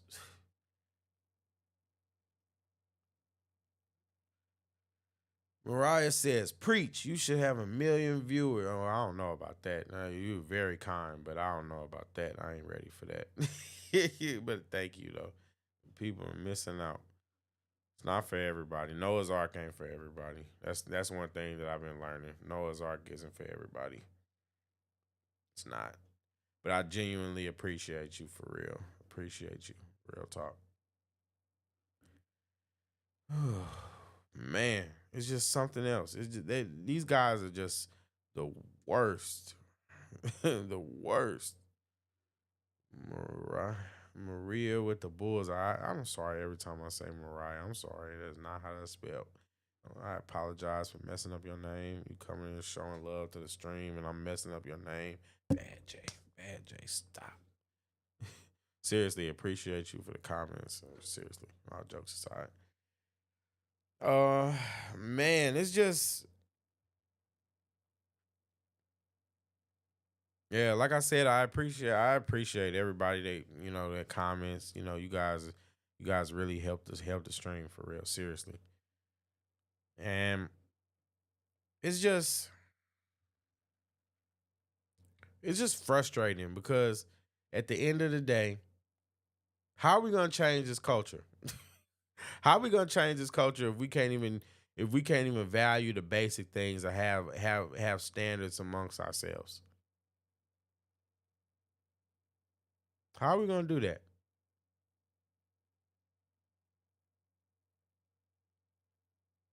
Yeah, it's very concerning. It's very concerning, and we live in very concerning times. And it's not even just the fact, because the things that Nathan and Fanny and Terrence have done, it's not so much that it's just, yeah, it's egregious what they're doing. But my main issue is the issue with the community response to what they're doing. Why does Fanny get a pass? Because she's a black woman? No. But on that note, I'm not gonna belabor the point. We've been kicking this for 3 hours, and y'all been rocking out with me. I appreciate it for real. And I'm gonna go ahead and call it a night. But hopefully y'all will tune in to the next stream, because like I said, we're gonna start streaming.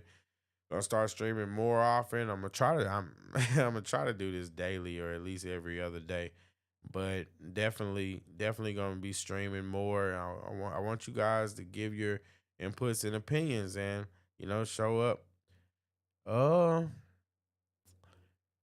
I might. Right. Maria says, when is your next live? I might do it. I'm not gonna lie to you. I might do it tomorrow morning. Tomorrow morning, like around 6:30, 7ish. Or it might be tomorrow night, like around like 8:30, 9 o'clock. I'm not gonna lie, but I'm gonna try to do it daily though.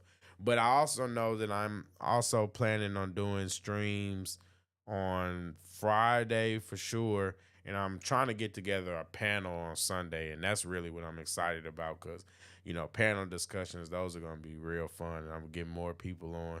And I think that would be dope. So let me know if that's something you'd be down to see. But yeah, on that note, I'm gonna go ahead and end it. And I want you guys to enjoy your night. Must do Friday. Oh, okay. Well, Maria has spoken. Friday it is. You spoken. Friday it is. Friday I'm streaming. Just that simple. I'm streaming. Yeah. Okay.